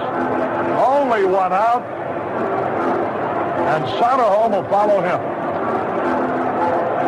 Soderholm, of course, had good luck the last time I saw him in Kansas City. He hit a couple of doubles off the trout, but Lemon going to right field now, hit the home run with a couple of men on base. He's tough. He can go to right field, too. Buck Martinez, the catcher, has been out talking. Now we're ready to go. Runners at first and third, the infield playing back. Lemon singled and hit a homer with a man on. 6-6 tie. We're in the 5th. Double play ball, maybe. No, they throw to first base, and Zisk still holds at third. I don't believe that. You would think he'd break for the plate just to break up. Automatically to keep the double play, and it's a high hopper. He scores easy. Well, we have got baseball instinct sometimes. I don't know where it is, but there's no reason for him. The third base coach has already said, anywhere the ball hits, you go home. As it was, George Brett throws out the bat of Lemon, putting runners at second and third, 2 out. See, you gamble to score with 1 out, Harry. There's not going to be a double play if they throw it home. What's the difference if you get him out at the plate and have a man on second or a man at third? Here now is Soderholm, and Littell's pitch. Started a swing, he held up ball 1. 1 ball, no strikes. Boy, that was a big man there. He had a high hopper to Brett. Surprisingly, Zisk held at third. Runners at second and third now. Here's the pitch to Soderholm. Swung at a slider, and he missed it by a foot. That evens it up at a ball and a strike, and Littell can really throw the ball hard. 1 ball, 1 strike. Jamesi and Dunax. Now the pitch. Here it is.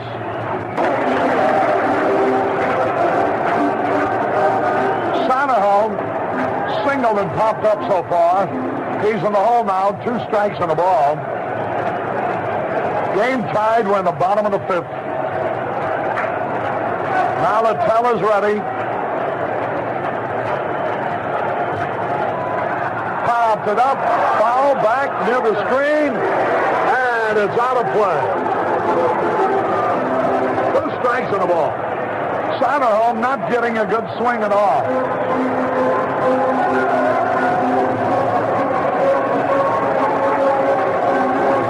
You know, Soderholm, in the 8 games played so far with Kansas City, has the best batting average, 12 hits and 22 times at bat. A .545 average. Maybe he can keep it up right here. 2 strikes and a ball.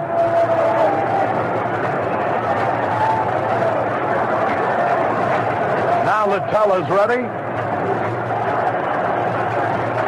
Boy, he has a lot of poise for a 24-year-old reliever. 2 strikes and a ball. Now the pitch. Struck him out, a curveball. Soderholm knew it. He was just overmatched. No runs, 1 hit. Boy, oh boy, we had runners at first and third, nobody out, and don't score. No runs, 1 hit. No errors, 2 left. At the end of... So, next inning, the White Sox will be starting with Jim Essien. Tony Noe was a maitre d' for you, right up at 6. We're the Caray and Jimmy Pearsall. We're going into the 6th. And Joe Zeb, rookie outfielder, hitting .319, will lead it off. 2 homers, 16 runs batted in.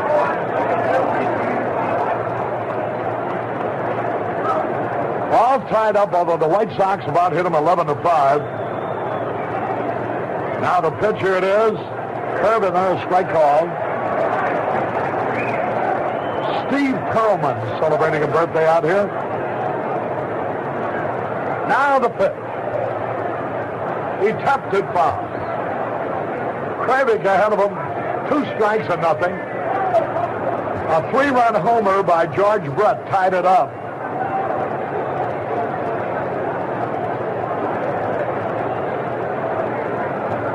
We have Zeb, Martinez, and Patek this inning.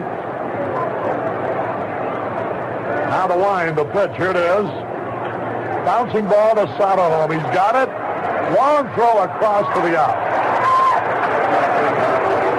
1 away. In the bottom of the 6th, we'll have Essien. And then the top of the batting order. Texas trailing Detroit 8-3 in the 6th.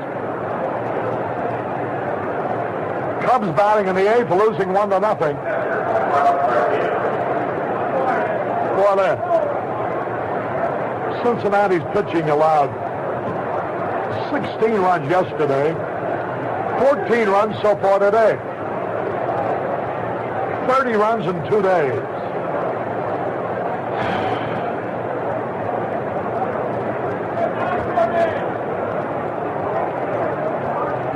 There's a line smash, knocked down by Ordo, picks it up, he throws in time for the out. Martinez hit a low line drive on a short hop. Ordo, who knocked it down, recovered, and threw him out. Larry, when you back up a couple of steps, that ball eats you up. And that's what he did. He got out on the grass, and he got up and hit him in the heel of the glove, and it bounced to his right. But thanks to a good arm and a right-handed runner, he was able to throw him out.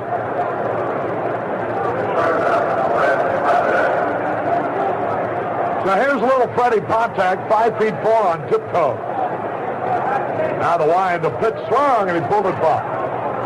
One up on the board, they welcome the Royal Banana Club. 2-minute out. Same 2 teams tomorrow afternoon. We'll be with you with the pregame at 1 o'clock. Now the pitch, curve into the dirt. Seats will be on sale when the gates open here tomorrow. Walking Blodtuck really hurt us in the 5th. He started that thing off. We had 1 out, but then he walked and the roof fell in.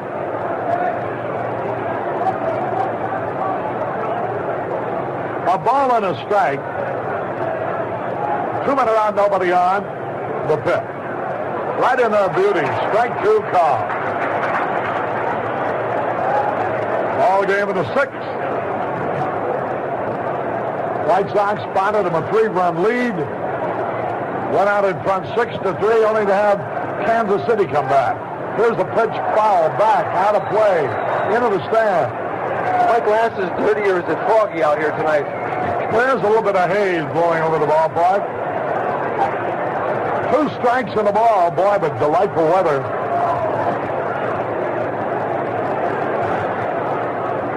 Day game tomorrow, the big doubleheader Sunday, which gets underway at 12:30. White Sox have already drawn more people this year than they did all the last year. 2 strikes on the ball. Now the signal given. The pitch. A little high. fastball. Wow, that's the best fastball he's thrown in 3 innings. That one really popped in the Essian's glove.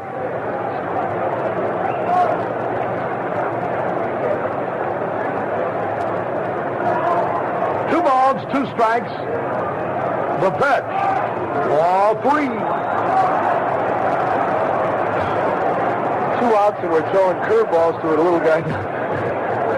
3 balls, 2 strikes. White Sox may go over the million mark for the year tomorrow. 3 balls, 2 strikes. The pitch. Ball, he walked him again. Boy, he was way ahead of him. He winds up walking him. That's 2 bases on balls given up, both to Patek. And what makes it dangerous here is that Patek is a great base stealer. He'll probably steal second, and then a base hit would put the Royals ahead. He always takes the concentration away from the pitcher at the plate because he's taking a good lead, and he's always going to run. He's stolen 32 bases in 37 attempts. Activity again in the bullpen. Bart Johnson and Dave Hamilton. Now the throw to first, the runner back. Frank White, the batter. He singled in the 5th. Rolled out in the 2nd. There's the pitch. Strike call. White shortened up the bat as if he were going to bunt.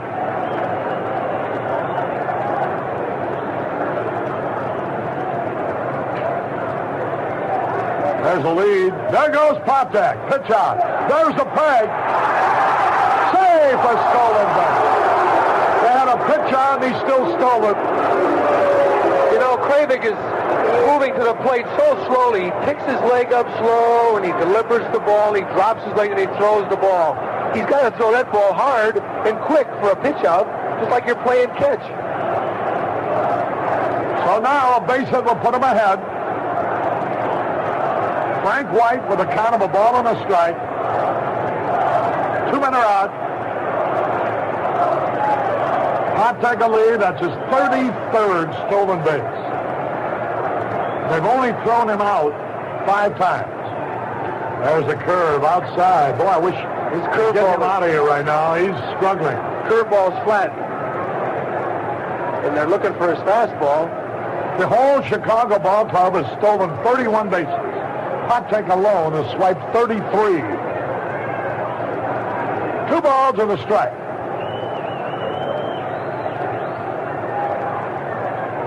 The pitch. High pop fly, we ought to be out of the inning.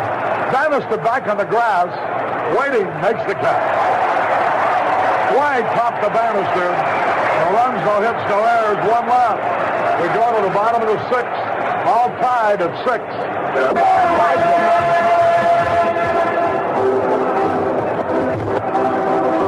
Caray and Jimmy Pearsall. We're going into the bottom of the 6th inning. Jim Essian, who has walked twice in this ball game, will be leading it off. And up on the board, our Sox supporters unfurl a banner that reads, "Take a lesson from Essian." It'll be banner day here Sunday. Plenty of seats are available for tomorrow's game as well as Sunday's doubleheader. And then the Texas Rangers here Monday night, Tuesday night, Wednesday night, and Thursday night. So a lot of exciting baseball.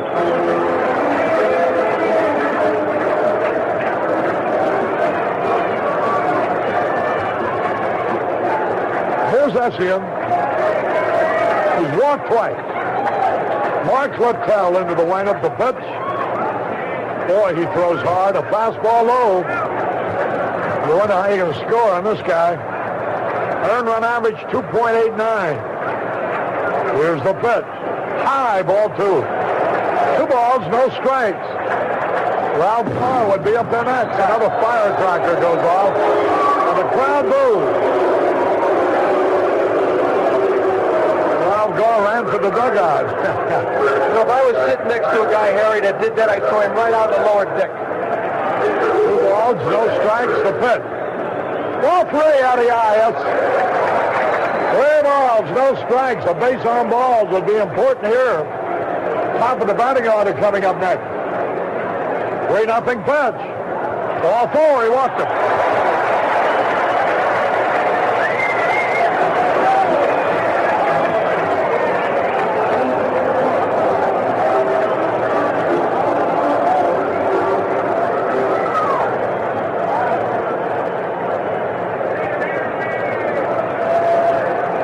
Got 3 bases on balls in a row. He scored in the 3rd when he walked. He walked in the 4th. Now he walked again in the 6th. So he's a good leadoff man. All right, there's a runner on at first base, and here's Ralph Gar. Gar got a base hit earlier. He's 1 out of 3. The pitch. There's a long drive way back. If it stays there, it's curving foul into the right field corner. A long foul strike.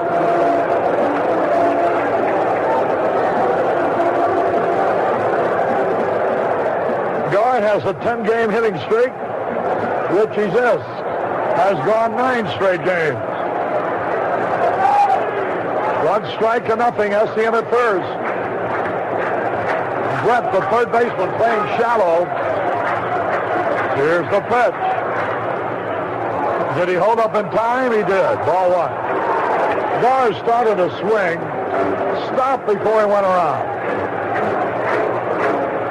1 ball, 1 strike. Boy, he's got good actions. Red, white, and blue.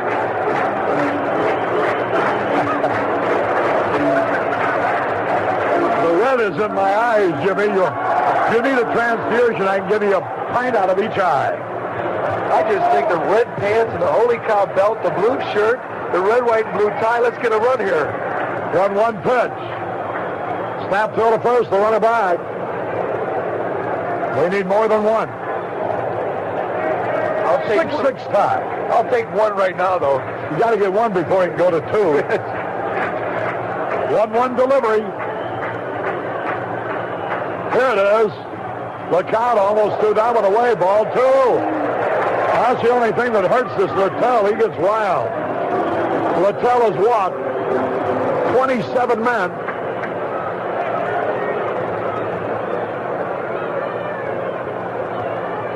In 56 innings. He has struck out 57.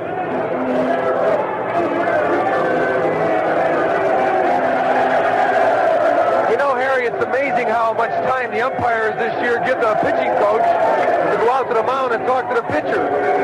Now, Clark's going out after him, but boy, they take a lot of time with their conferences.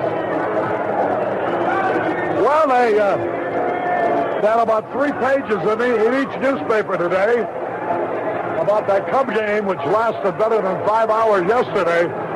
We may go another 5 hours tonight. A runner at first, nobody out. 2 balls and a strike. Well, Ralph Gar. You're not very funny tonight. Let's get a run here. Home run. Now the pitch. Here it is. Swung at a breaking ball and he missed. Well, that was a good pitch to go with all the smoke he's been throwing. 2 balls, 2 strikes. Runner at first, nobody out. 6-6 tie. Now the pitch. Smash! Great play by the second baseman. Hey, they rule he traps it. Come on! Now Essien is coming to... Essien thinks the inning is over. A line drive that White trapped, according to the umpire. Essien assumed that he had caught it. White threw the ball to the first baseman. The first base umpire, Henry, motioned that there's only 1 out. Essien is still safe, but he's walking into the dugout. Boy, we have had the most atrocious base running tonight you'll ever see, no matter how many years you go to the ballpark. Did you think he trapped it, Harry? I thought he did, yeah. I went on the replay. I thought he didn't. I thought he caught it. So it's a tough play for us. So there's 2 out now, nobody on.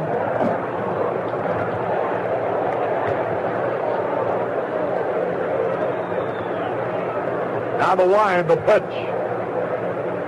Swung and he missed. You know, it don't take too much effort to run the other 30 feet. A ball and a strike. 2 men out, nobody on. Fastball low, ball 2. I wonder if the second base umpire could have helped him out, because Essien was running with his back to the umpire at first, so he couldn't tell whether he had called it a no catch or not. So it's a tough play. 2 balls and a strike. Fourth will be up next, the pitch. Ball 3. 3 balls and a strike.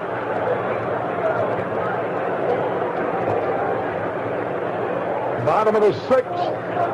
Tied up 6-6. The pitch. Ball, he walked him. Here's Orta. So Littell has faced 3 men this inning. Walked 2 of them. But has 2 out and a runner at first. In the second inning, the White Sox batted 5 men in the inning. 4 of them hit safely, but they didn't score. If a fan just tuned in, he'd like you to explain that.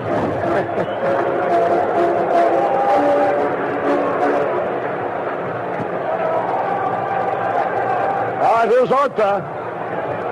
Trying to get hold of one. Now the pitcher it is. High fastball outside. Ball 1. 1 ball, no strikes. Richie Zisk on deck. He's had a perfect night. A single, a 2-run double, and a hit-by-pitch ball. Now the pitch. Here it comes. Wide ball 2. 2 balls, no strikes. We're in the bottom of the 6th, score time.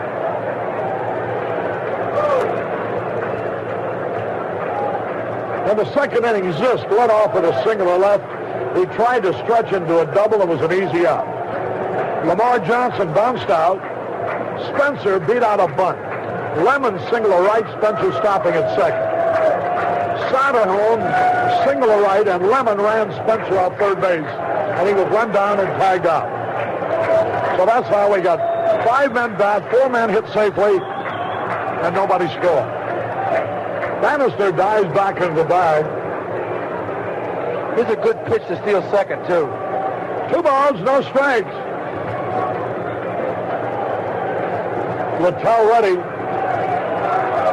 Now the pitch. Ball outside. Richie Zisk due next.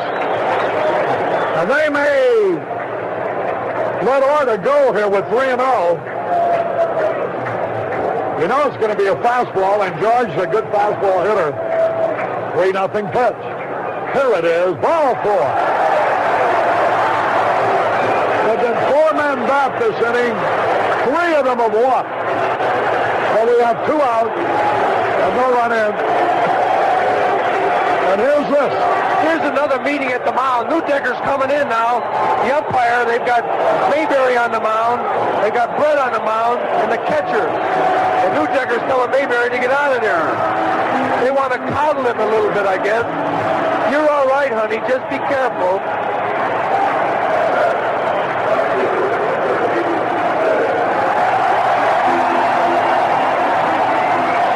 The White Sox have runners at first and second. With Richie Zisk. 2 men are out. Here's the pitch. Swung and a pitch over his head.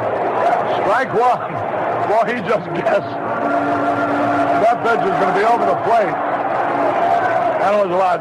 Well, it was over his head. 1 strike to nothing. Now the delivery. Breaking ball, and he made him look bad. Both balls were bad, Harry. He's playing 2 bad balls. 2 strikes to nothing. There's a spot where I'd like to see Zisk go. Just try to hit that ball to the other field. Runners at first and second. 2 strikes to nothing. Now the stretch. Here's the pitch. Outside. 2 strikes and the ball.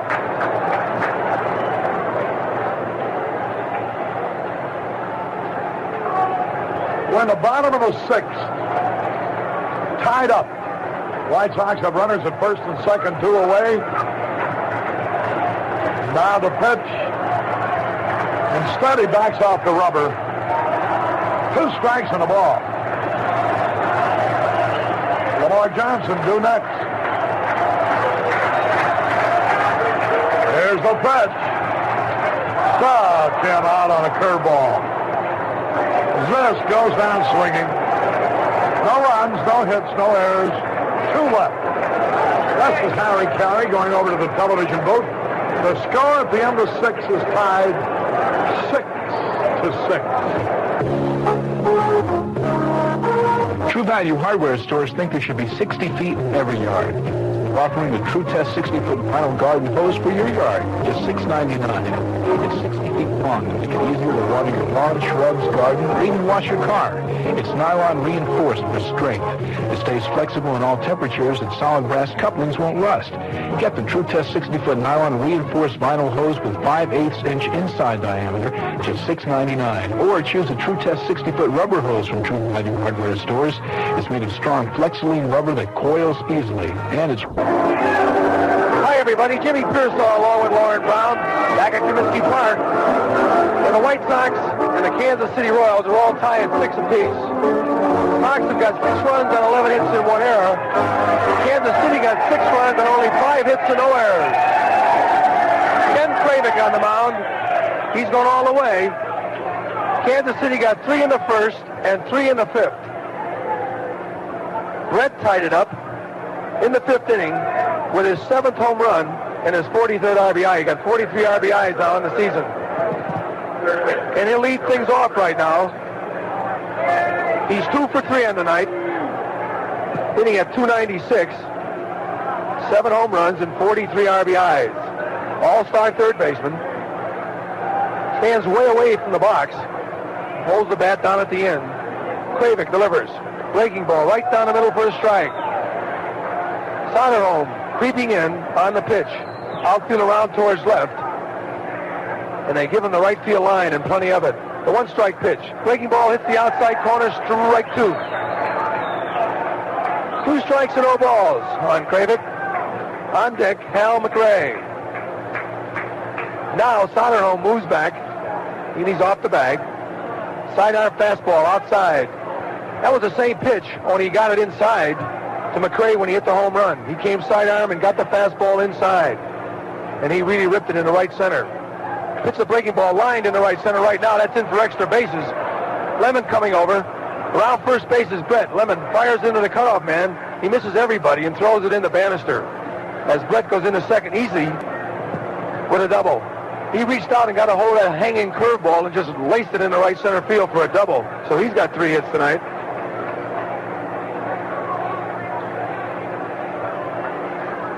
McRae doubled his first time up. A high hopper over the glove of Soderholm. He struck out in the 3rd, then singled to center in the 5th. He's 2 for 3. He's hitting .285, 12 home runs and 52 RBIs.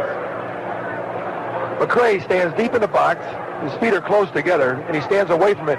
He goes right into the pitch. Kravick delivers. Fastball low inside. Action in the bullpen now. LeGros is warming up with Hamilton. Johnson had been warming up for about 3 innings. And now in the late innings, LeGros is working hard down in the bullpen. Kravick shakes off one side. Now he looks back at second base. Brett with a short lead. The pitch is bunted. And now, looked like he bunted that pitch, but the umpire said it was a ball, and the catcher and nobody else said anything, so he held the bat back. 2 balls and no strikes on Hal McRae. Brett down at second with a double. At the belt now is Kravick. Pitch is lined in the left field for a base hit. In comes Carr. Around third base is Brett. Here comes the throw to the plate. And it's going to hit the dirt and slow up. And Brett slides easily. And McRae goes into second. A single. And on the throw, McRae goes into second base. He gets an RBI, his 53rd. Brett rounded third.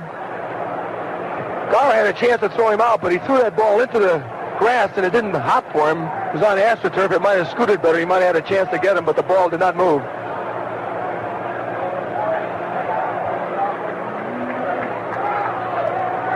field is damp from the rain last night. And now Bob Lemon comes out and talks to Kravick, and I think that's going to be all. Kansas City got 3 runs in the first inning, a double by McCray. Amos Otis hit a ground ball to short. Bannister fired way wide on an easy play for an error. McCray scored. Otis went to third, and then Collins popped out, but Mayberry hit a curveball in the right field seats for a home run, his 16th of the year, and 2 RBIs gives him 57. Ken Kravick pitched 6 innings, gave up 7 runs,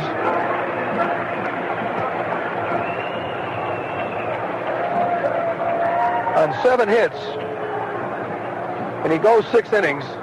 He walked 2 and struck out 2. He didn't have his good curveball tonight. McGraw will come in now and face Amos Otis with McCray down at second base. LeGros has won 5 and lost 1 with an ERA of 2.13. This is his 42nd appearance, got 17 big saves. Heller is now talking to Otis about what I don't know, but he's certainly patting him on the bottom and telling him something. He certainly can't tell him how to hit because Hiller was about a .230 lifetime hitter. But he may want him to go to second base to get that runner over to third. And that's the kind of baseball that this Kansas City ball club has been playing since Herzog has taken over. We've hit about 40 more home runs than they have. We've hit 121. I guess they've hit 81. McGraw now at the belt, delivers. There's a pitch that's bunted at. You know, it's amazing sometimes. He was trying to bunt it down to first base to Spencer because Spencer is playing back. And I guess the umpire called it a strike, whether or not it was a 10th or not, but it was a strike. Detroit is leading Texas now in the bottom of the 7th, 11-3, and that's a little help to us. Don't forget that Texas ball club. They have had quite a month of July, too. Kansas City has won 17 and lost 4 this month. McGraw taking plenty of time as Otis steps out. He walks beyond the mound. Now the big guy standing 6'5" steps back on the rubber. Outfield deep in center. Carr playing straight away and left. 1 strike pitch, low and outside, a slider. Ball 1, strike 1. Hiller now is way down the line in case of a base hit, so he can wave that runner in. Boy, if Otis ever hit a line drive at him, he'd kill him. 1 ball and 1 strike, nobody out. Top of the 7th, 1 run in. Kansas City leading. There's a bunt attempt again, right down the middle for a strike. He pulled his bat back, and I don't think Otis really wants to bunt here in this situation. He didn't give it much of an effort, either pitch. So the count now is 1 ball and 2 strikes on Amos Otis, the center fielder for the Royals. Lemon now a few steps over towards left center. Big hole in left and right center field. Soderholm now moves back a few steps at third. Big hole between short and third. Otis holds the bat down at the end and stands deep in the box. Last time in, he hit a home run, almost to dead center field. LeGros taking plenty of time, so Otis steps out. And don't forget, single game tomorrow at 1:15, the same 2 clubs. Then on Sunday, a doubleheader starting at 12:30, so get out here early and get your tickets. LeGros ready now, the 1-2 pitch. Breaking ball outside. He thought about going after it, but changed his mind. And the count runs even at 2-2. Minnesota and Cleveland all tied in the 6th, 1-1. No score, Boston at California in the 1st. Good crowd on hand, probably a full house of over 46,000. The 2-2 pitch now to Otis. Breaking ball low in the dirt, and Essien has to dig it out. And the count runs to 3-2. George Brett started things off when he hit a high curveball off of Kravick in the right center field for a double. Then a single by McRae got him in, and he went to second on the throw by Gar to the plate. This is where we stand right now. McRae with a good lead at second base. The 3-2 pitch now. Fastball inside, ball 4, and he lost him. First walk given up by LeGros.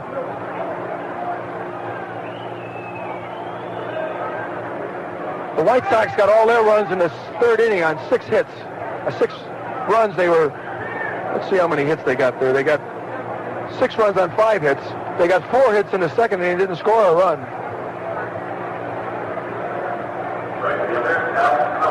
Al Collins, the hitter, hitting .310, 16 home runs and 64 RBIs. Last year, Collins only hit 3 home runs and 55 RBIs all season, so he's way out in front of his last year's record. Infield in now. Attempted bunt.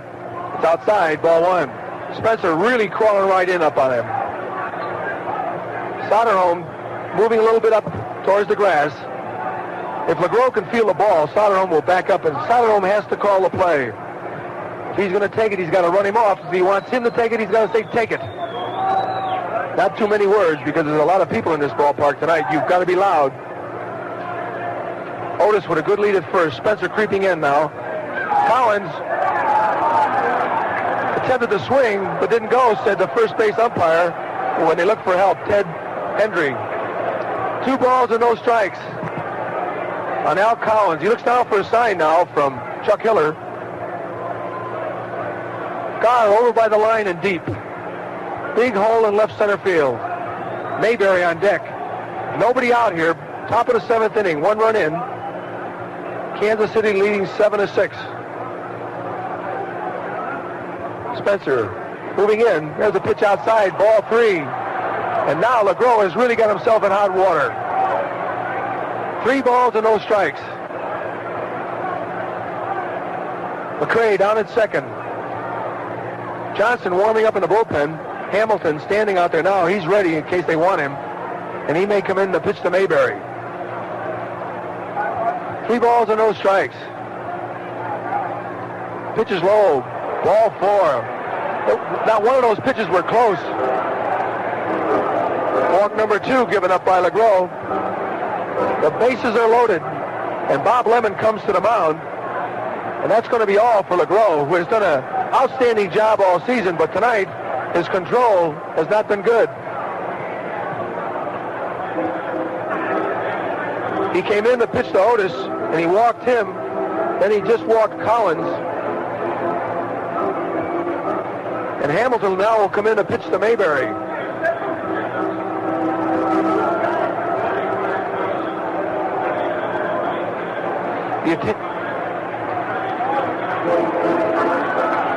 So LeGros pitches to 2 batters, and he's out of there.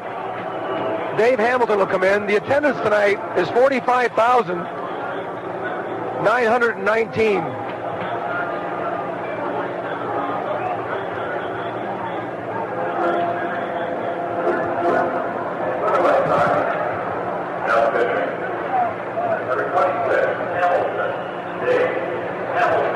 Largest attendance of the year. So now Hamilton comes in. Hamilton has been outstanding his last 2 outings. He's won 1 and lost 3 with an ERA of 4.95. This is his 33rd appearance. He's got 3 saves. 43 innings he's pitched. Given up 50 hits, 30 runs, 24 earned runs, 5 home runs, and 22 bases on balls, and he's struck out 30. He's had 1 wild pitch. Dave has got the good breaking ball when he's right. His fastball is alive. And the White Sox are hoping that he has found himself, because we need the left-hander in the bullpen to get the job done. Tonight, San Francisco defeated Philadelphia 7-0. Lurch, the winning pitcher, 6-2. Firstar, the loser, 3-2. Attendance 32,000 tonight at Philadelphia. Mayberry steps in. The big guy with a home run his first time up with 1 on. Swings at a breaking ball and fouls it back. He's flied to right and flied to center. Hitting .239, 16 home runs. and 57 RBIs. He's got a 5-year contract, they say at $200,000. So he's a pretty secure ball player. Has not had a good year since he signed that big contract. He stands deep in the box. His stance now, where he used to have it spread out, is close together. Holds the bat down at the end. Big hole in left center field. They're playing him around towards right. And shallow in left field is Gar.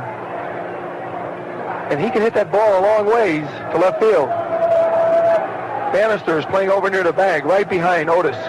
The bases are loaded. Nobody out. 1 run in. The pitch is on the outside part of the plate for a ball. 1 ball and 1 strike to John Mayberry. Detroit leads Texas in the 8th, 11-3. Minnesota, Cleveland all tied up 1 apiece. The bottom of the 5th. Boston just came up with 2 in the 1st to lead California 2-0. Pitch is a breaking ball, and Etienne has to dig it out to his left and made a fine play as the fans give him a nice hand. 2 balls and 1 strike. Hamilton came sidearm and really came way outside as Bannister now comes in to talk to both he and the catcher. Houston defeated the Cubs tonight 1-0, so they had a chance to pick up some ground if they had won that ball game. But Houston beat them 1-0. At the top of the 9th, St. Louis leads Cincinnati 9-4. Atlanta defeated Pittsburgh 5-3. 2 balls and 1 strike on Mayberry. The bases are loaded. Hamilton now in the stretch, delivers. Fastball on the inside corner for strike 2. Good pitch as Hamilton really threw a sinking fastball that caught the inside corner. Collins down at first on a walk. Amos Otis down at second. He got out on a walk too. Both walks LeGros. The 2-2 pitch, breaking ball, just misses the corner. Estienne had a notion of fire to third, but changed his mind. Soderholm was covering, but McRae was back in time if he had thrown on her. So now, the count runs to 3-2, and the bases are loaded. Lemon a few steps over in right center field. Ordo over towards the bag looking for a double play. Spencer off the bag at first and deep, right near the line. The 3-2 pitch. Swing and a miss, strike 3. Boy, what a big out that was.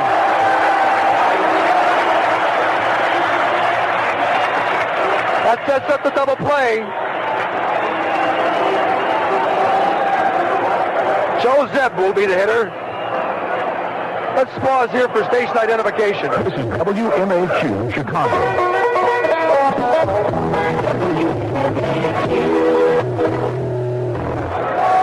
Boy, this will be a good inning to get out of if we can. Zeb has struck out in the 1st and grounded to 3rd in the 4th and in the 6th. Hitting .319 with 2 home runs and 16 RBIs. This young man has good power. Big hole between short and 3rd now. The pitch to him. He wanted to chase it, but it was low. Ball 1. Hamilton turning that fastball over, wanting to get the ground ball. Detroit just came up with another run, and they lead 12-3. Soderholm now is deep at 3rd base, guarding the line. Zeb steps out. Don't forget tomorrow, single game at 1:15, the same 2 ball clubs, and then a doubleheader on Sunday starting at 12:30. Get your tickets now. The 1-ball pitch is swung on, line foul down the right field line, and he jammed him with that pitch. Hamilton really firing, trying to get out of a jam.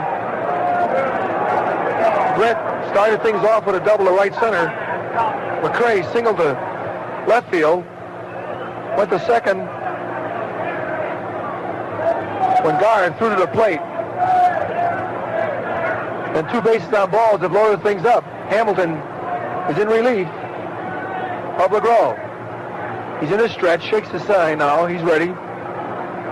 Pitch, low, breaking ball. 2 balls and 1 strike as Hamilton pecking away at that knee-high fastball and curveball, wanting to get him to hit that ball on the ground. Los Angeles leads Montreal in the 7th, 3-1 at Montreal. In the bullpen now, Johnson has stopped throwing. He's standing there talking with Stan Williams, the pitching coach. 7-6, Kansas City leading. 1 out. Pitch right down the middle for a strike and a beauty. And the count goes even now. Joe Zeb, the 6th hitter in the inning, but the big strikeout of John Mayberry has given the White Sox a chance right now to get a double play if he can hit it on the ground. Orta in double play position, and so is Bannister. Hamilton shakes his head now, goes to the belt, and he delivers. Fastball fouled off behind the plate, and the count remains at 2-2. Kansas City with 3 in the first and 3 in the fifth, and now they've got 1 in the seventh. The White Sox had all their runs in the third inning, 6 big runs. That's 6 runs on 11 hits. Kansas City 7 runs on 7 hits. A big error in the first inning by Bannister cost us 3 runs when he threw the ball wildly off the bag, and Spencer couldn't possibly have stretched for it. He had to come off and just get the ball. The pitch just misses inside. A hard fastball. If he got that over, Zeb looked like he was looking for something else, something breaking, because he leaned over the plate. But he missed inside with a fastball, and the bench is hollering at the umpire behind the plate, Clark. 3 balls and 2 strikes again. He struck Mayberry out with a 3-2 pitch. Now let's see what he does here. Hamilton now ready. Kicks and delivers the 3-2 pitch. Low, ball 4. And he walks in a run. Brett scores. It's an RBI for Joe Zeb. Buck Martinez will be the hitter.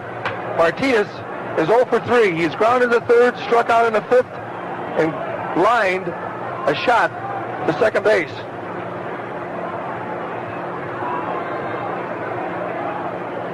Martinez is hitting .250 with 1 home run and 8 RBIs. Bases remain loaded. So far in this inning, 1, 2, 3 walks and only 2 hits. And the score now is 8-6 in favor of the Royals. Hamilton kicks and delivers. Fastball swung on, and it was a bad pitch up in his eyes, but he went after it. That's a good pitch to hit for a sacrifice fly, and most hitters will try to swing at that pitch to get the ball in the air. Milwaukee beat Toronto tonight, 7-3 at Toronto. Soderholm now says a few words to Hamilton to tell him to keep heads up for a squeeze or anything. 1 strike on Bucky Martinez, the catcher. Hamilton ready. The pitch. Right back at him. Go to first! First! Oh! Boy! A line drive bunt back to the pitcher. He could have got him easily at first. He went to second. It was a close play. But the squeeze bunt turns into a double play. And we're out of the inning. Kansas City gets 2 runs. And the score after 6.5 innings of play. Kansas City 8. The White Sox 6.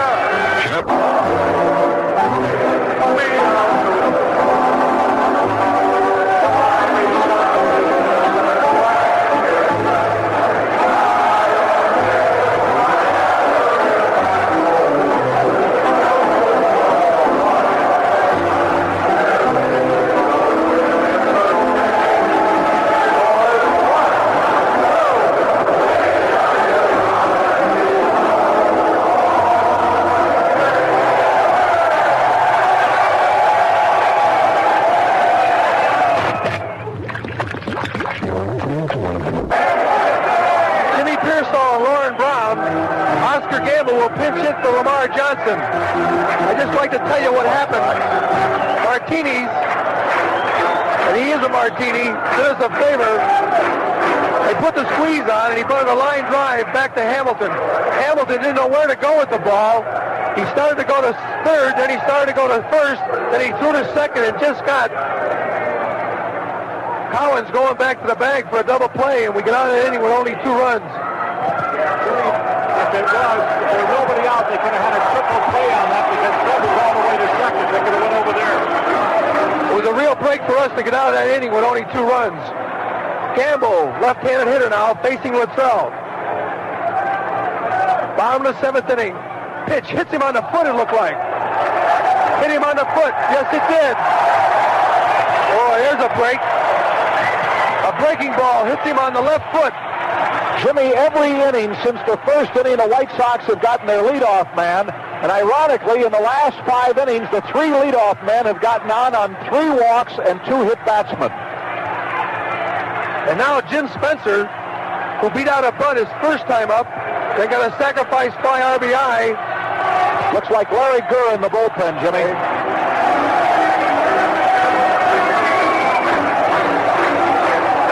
When he popped to third.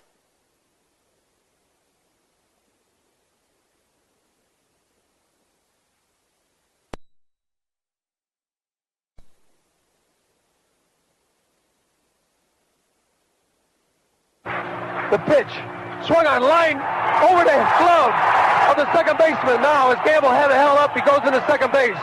Boy, that ball was a line drive that Frank White leaped high in the air, almost got it. Gamble had to hold up and make sure it went by him. So now the White Sox have runners on first and second with nobody out. Jimmy, that's how that bunt really helped the White Sox. They had the bases loaded, nobody out or run in. They got the second run on the walk. Any more runs, it's really going to take the heart out of you. But here, all of a sudden, keeping that within 2, you get the tying runs on and nobody out. And now Chet Lemon is down, talking halfway between third base with Bobby Knopp. And I imagine Bobby is telling him to try to bunt the ball to the third baseman, make him field it. Luttrell, a hard-throwing right-hander, will be hard to bunt. Left-hander warming up in the bullpen for Kansas City. He's the only one they have left. Doug Bird, who's won 8 games in relief, has pitched 4 innings in the last 2 nights. So they've got to come with Gurra now. Boy, look where Mayberry is. He's charging. Here's the bunt down the third baseline. It's a beauty. Stay fair. Stay fair. Oh, it just goes foul. Oh, what a beautiful bunt. If that ball doesn't hit foot marks, it don't go foul. It gets into the dirt part of the foul line and just goes over the foul line foul before Brett picks it up. What a beautiful bunt. It almost stayed fair. Woo-wee! Nice try, Chet. And that's the way to bunt the ball. Either bunt it down that third baseline fair or foul. You want to get it to that third baseman. Mayberry trying to bother him now is charging right up under him. At the belt. High. Hassler threw it high. Ball 1. 1 ball and 1 strike. Wanting him to go for that high pitch to pop it up. Littell.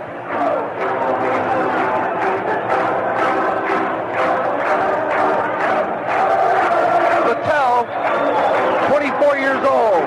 He's a cool customer. Throws a hard slider and a good fastball. And he stands 45,919 are really trying to help this ball club. Gamble will lead at second. The pitch, bunted foul down the third base line. So now it's 1 ball and 2 strikes on Chet Lemon. The tying runs on the base paths. I've often seen where a guy couldn't sacrifice runners and then pump one in the seats. Well, I would like to see anything better.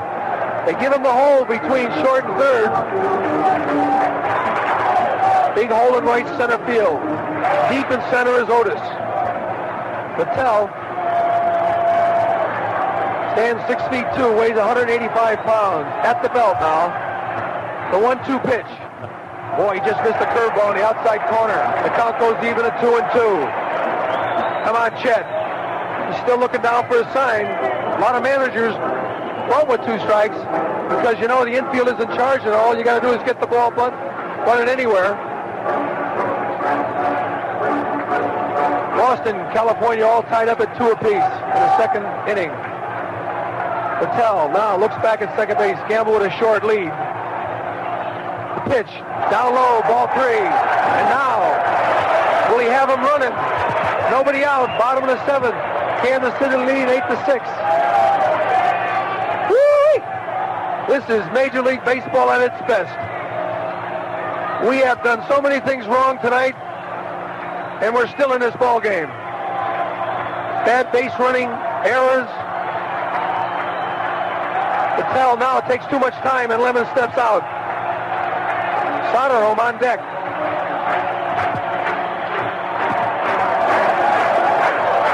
Let's see if the runners will be going. No, they're not. High, ball 4. The bases are loaded.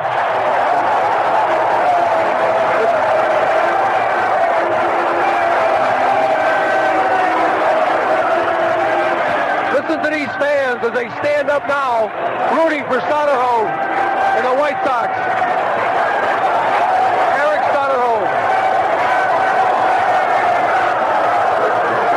With the bases loaded, White Sox 2 runs down. Boy, a couple of sacrifice flies that help right here. First and third single. Tell looks into the dugout now. They want him to go into a stretch. Gamble down at third. Spencer at second. Lemon at first. Soderholm ready. The pitch. Breaking ball. Steve Reich. Last time up, Soderholm swung at 3 bad pitches. Now he's up there with 1 strike on him. He's got 37 RBIs with 13 home runs, hitting at 285. The runners take their lead. The pitch, swung on and a fastball, missed it. A little bit too high, but he had a good rip at it. He's eating him up, Jimmy. Yeah, he's not had a good swing at him since he faced him tonight. In fact, Eric just did get his first hit in this homestand. He's had the 1 hit after having a tremendous road trip. Bases are loaded, nobody out. 2 strikes on Soderholm. The runners take their lead. The pitch to Soderholm. Swung on, ground ball slowly out towards short. Pontuck boosts the ball. He ain't gonna play anywhere. Woo! A slow ground ball to shortstop. Pontuck charged it. Couldn't get a handle on it. And everybody's safe, and there's a run in with the bases loaded and nobody out. What a break. Woo! That's what the Sox have needed. So many things have gone against them tonight. It's been pathetic. Some their own workings, others just happenstance. That bunt by Lemon earlier that didn't work. And as it turns out, it's a blessing in disguise because it loaded the bases and now the air. So the Sox get a break. Hopefully they can take advantage of it. Boy, is this some kind of fun? Royal Stillman's going to bat for Essien. Downing has come in. And this might force Whitey Herzog's hand because he's got a left-hander girl in the bullpen. So, Stillman now will step in. Hitting 209, 2 home runs and 11 RBIs. Don't let that 209 fool you. This kid can hit. And out comes Herzog, and that's going to be all. He made the move. He forced their hand. Yes, he did. So, a hit batsman. A line shot base hit to right by Spencer. A walk to Lemon. And then an error by Pontuck. And the score here now is 8-7. Kansas City leading with no outs in the bottom of the 7th inning. All right, Jimmy, Larry Gurrick comes in, a local boy from Joliet, making his 38th appearance, which is now high on this ball club. He has won 5. He has lost 5. He has 7 saves to his credit and an earned run average against the league of 3.49. Against the White Sox, he is 0-1. He has allowed 3 earned runs on 9 hits and 6 in the 3rd innings. The White Sox have hit him this year, and as I recall, they hit him last year. For Mark Littell, he pitched 1 2/3 innings. He's allowed 1 run unearned on only 1 hit. But he got in trouble. He walked a total of 4 men, and he struck out 1. So Soderholm, Stillman had been announced, and now Downing is going to come up and bat for Stillman. Stillman had been announced as the pinch hitter, taking Essien out of the game. So bringing in the left-hander, Bob Lemon takes Stillman out. it's different. The pitcher has to face at least one batter. It's not the case with the hitter. So they've countered by coming back and going with the right-handed hitter. Who says managers can't make moves with the designated hitter rule? Boy, it's super. You know, and Downing hit that home run in Boston to win the ball game, late in the ball game for us. He's hitting 287, 2 home runs and 12 RBIs. And Gura, left-hander, stands 6 feet 1, weighs 180 pounds. Last year with Kansas City, when he came over, he is 4-0 for them with an ERA of 2.30, so he can be tough. He turns that fastball over. Big hand for Downing. You know, on that last road trip, he hit 500. 2 for 4, 2 homers, 3 RBIs. He played against the Tigers the other night and got a hit. Now comes in here as the pinch hitter. The infield for Kansas City is back for the double play. They're going to give us the tying run. Mayberry is off the bag and even with the bag. At third base now, Brett is playing back. A break. The same kind of break Kansas City got in the first inning when Bannister threw wildly to first. Gura now facing Downing. Takes his stretch. Delivers a fastball, hits the corner for a strike on the inside part of the plate. As I mentioned earlier, we've depleted that bullpen now. They've got one man in the bullpen, Doug Bird, who's pitched 4 innings the last 2 nights, so he may not be of any use. We'll have to wait and see. Gura delivers the strike pitch, and it's a screwball. Outside, ball 1. Spencer down at third. Lemon down at second. Soderholm down at first on an error. Soderholm now is going to take that second baseman or shortstop out if he can. He's got to get a good lead. The 1-1 pitch. Breaking ball, that slider down. Lauren just was saying that this guy has got fastball, curveball, slider, and change. And I believe he turns that fastball over with the change. 2 balls and 1 strike on Brian Downing here in the bottom of the 7th. Nobody out. White Sox down by a run. Pitch swung on, line to left. In comes Zeb. He makes the catch. Here comes the runner. He tags up Spencer. The throw to the plate. He is safe. He is safe. The throw is high on the inside part of the plate. What a play by the left fielder, Zeb. They want him to throw to third because they say he tagged up too soon. The pitcher first has to go to the rubber and then step on the rubber to throw to third. And I would have to think he may, with 46,000 people, I'm wondering if he's going to call it. Spencer tagged up on the catch. Zeb, when he was stumbling after making the shoestring catch, threw on the run. The ball was on the fly. Now they're going to throw over there. Brett is over by the bag. No, they're not going to. I don't know what's going on. They have made no attempt to throw. Yeah, he's going in the stretch. Now he steps off, and he's going to throw to third.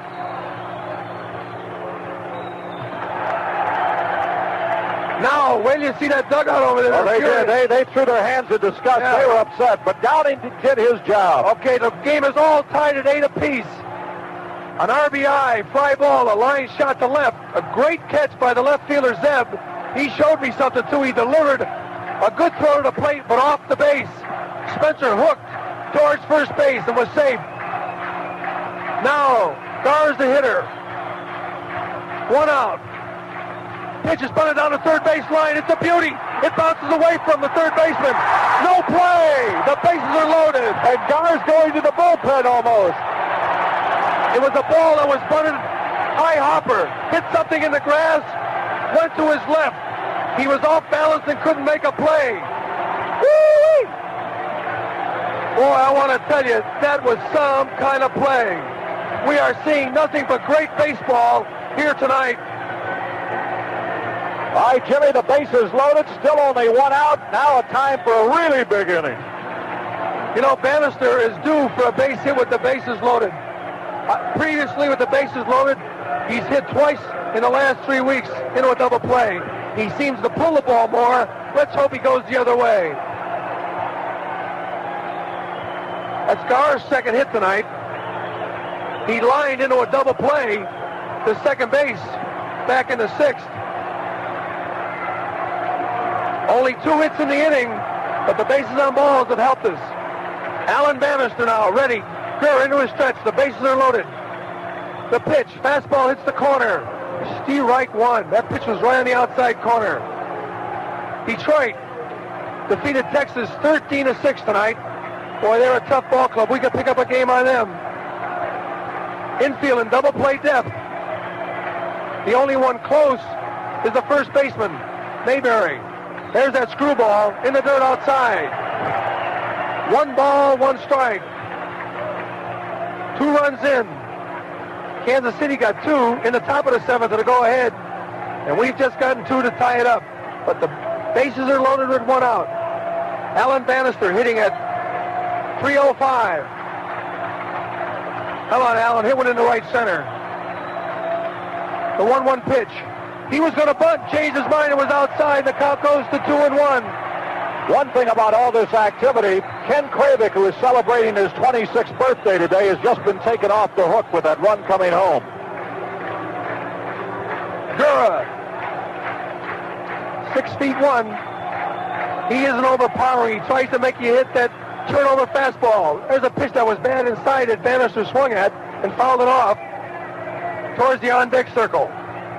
2 balls and 2 strikes on Alan Bannister. Allen, get yourself a base hit. His throwing error in the first inning cost 3 runs. Gura, the left-hander, in relief of Attell. Now he's ready, goes into his stretch. Kicks and delivers. Swung on. Ball by the first baseman. 1 run is in.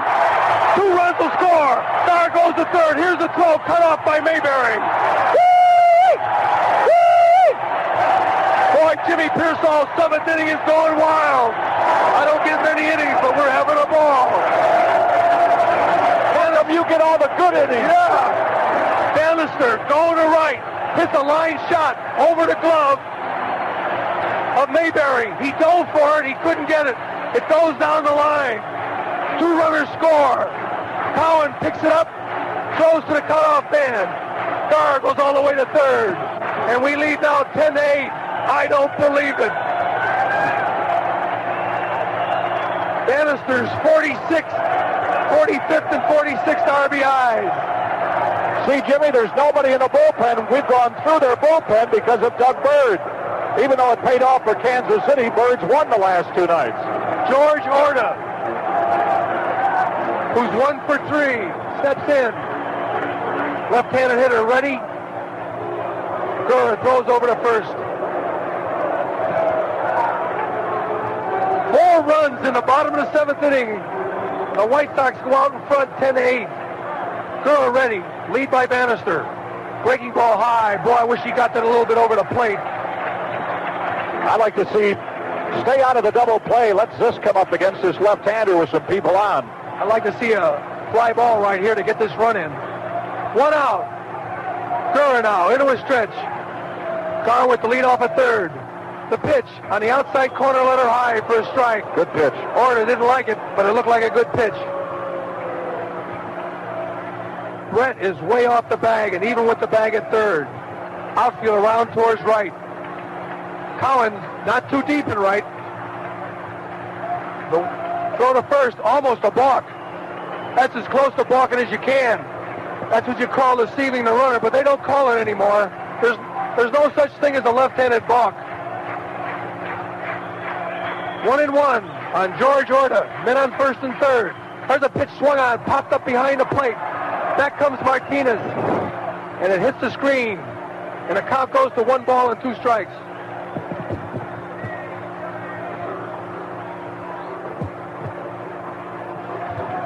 Thank you, Lauren. I think this is the first man that any of the Kansas City pitchers have been out in front of this inning. Orta now got it at the plate with 2 strikes. Gar with a good lead at third. He's going to go on a ground ball or a fly ball. Bannister wants to take the infield out. Ground ball, third base. Here comes the play. It's going to be to the plate. And he's got him. A good play by Brett, who charged the ball and fired on the run. Martinez blocked the plate. Gar could not get in. So Orta trying to go the other way. Hits a high hopper to third. Orta now on a forced play. Here's what you like to see. Zisk up against a left-hander with people on base. Zisk will be the ninth man to hit in this inning. Richie singled, doubled and drove in 2 runs, and hit with a pitch and struck out. So he's 2 for 3, and he knows after watching this guy that you got to go the other way with him. Runners on first and second. Kerr looks back at second base. There's a pitch swung on him. Boy, he was going to the right side. He fouled it off behind the plate. Boy, he had a good cut at a high fastball. Otis really deep in center field. Brett is off the bag and deep at third. Zisk with 20 home runs and 73 RBIs. Choking up on the bat. Told me he's gone back to his old model, and he's choking it. Weighs 36 ounces. Has a broken bat down towards shortstop. Pollock flips the second for the out. So, 6-3, 6-4. In the bottom of the 7th inning, the White Sox get 4 runs. And the score after 7 full innings of play, the White Sox 10, the Kansas City Royals 8. Homemakers, the division of John M. Smith, opposite Woodfield and in Downers Grove at the tollway. Lauren Brown back at Comiskey Park. The White Sox have regained the lead here, 10-8 over Kansas City. Mark Littell gave up only 1 hit in the ballgame, but he allowed 4 runs, 3 of them earned, as he walked 4, hit a man, and he struck out a man. So this game now belongs to Dave Hamilton and Mark Littell as it stands. Freddie Potek will lead it off. Brian Downing catching for the White Sox. Brian Downing has come in to do the catching.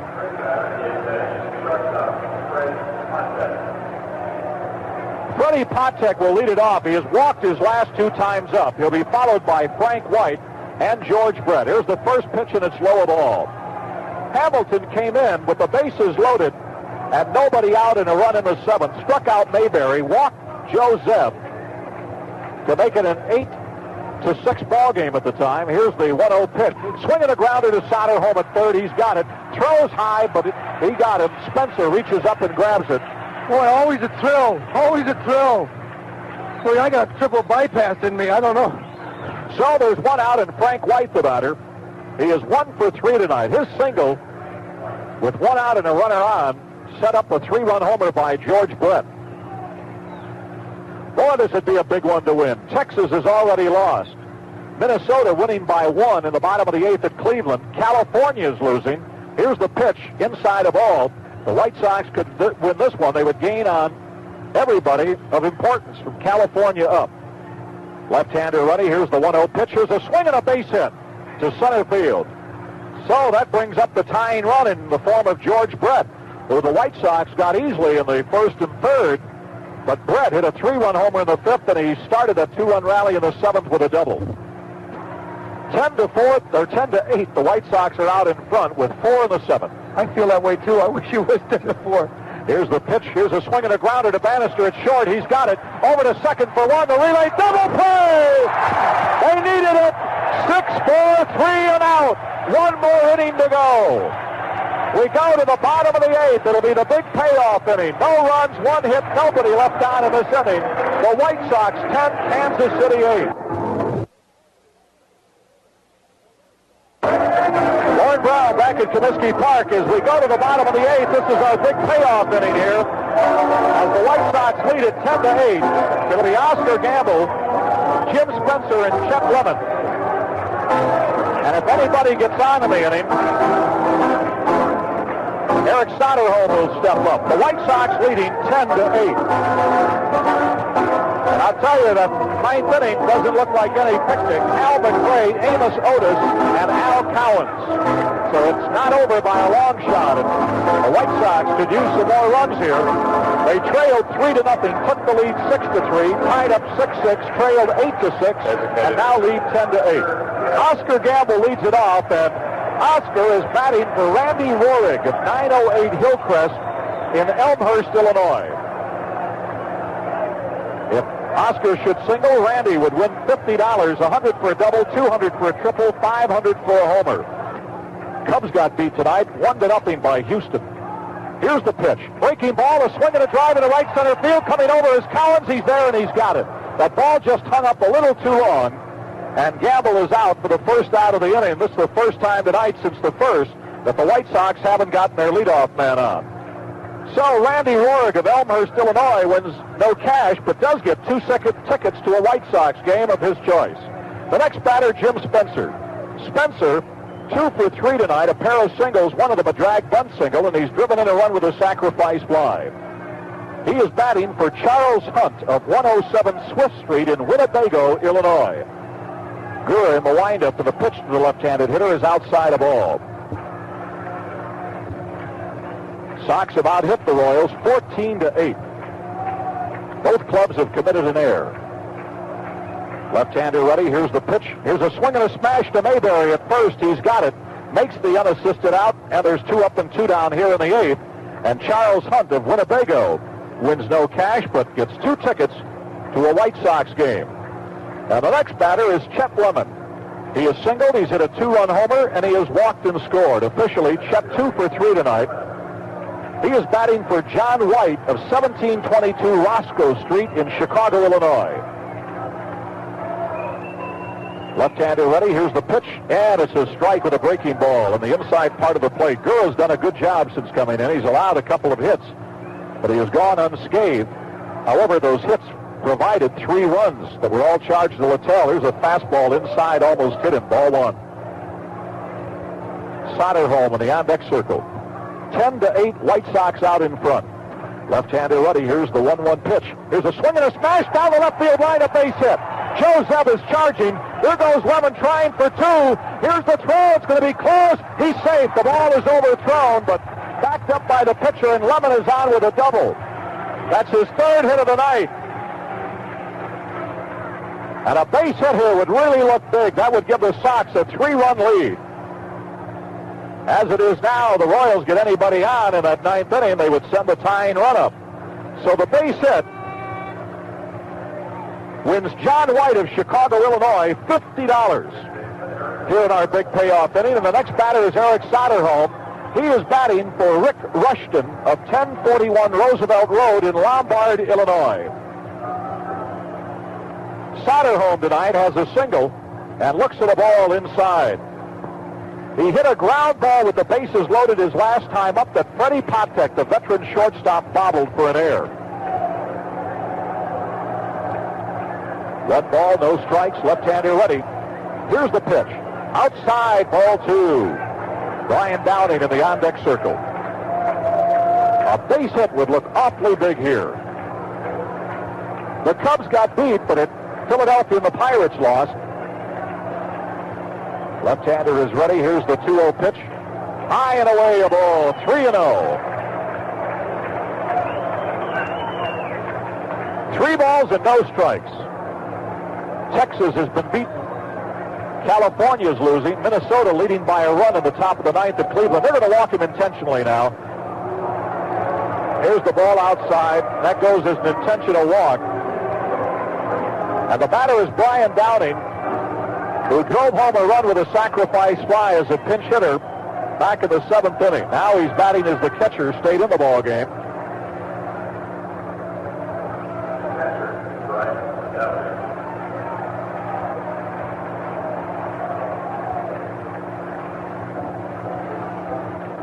Brian Downing, the batter.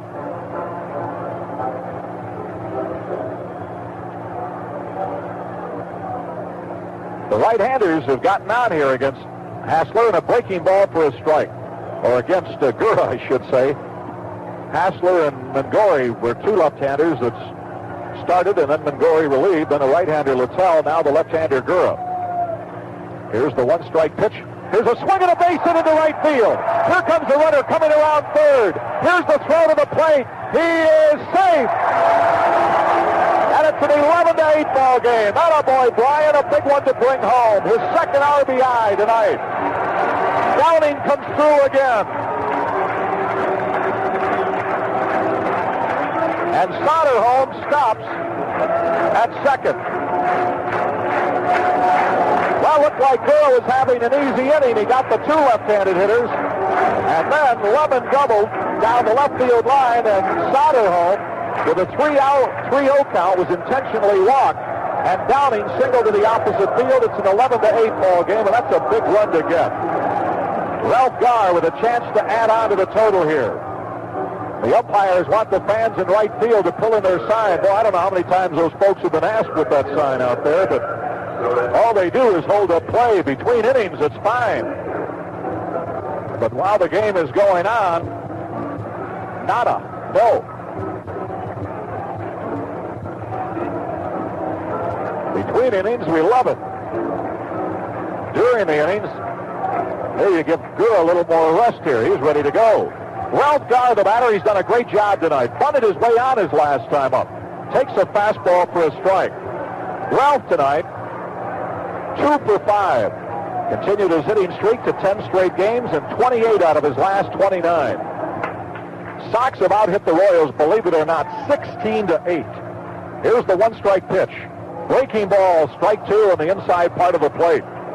Soderholm walked, by the way. We forgot to mention that Rick Rushton of Lombard, Illinois, won $25. So that ended our big payoff inning, even though the inning continues here. So we gave away $75. Now, Gura with his foot off the rubber. So Rick Rushton of Lombard, Illinois, won $25 in the walk. John White of Chicago won $50 on lemon single.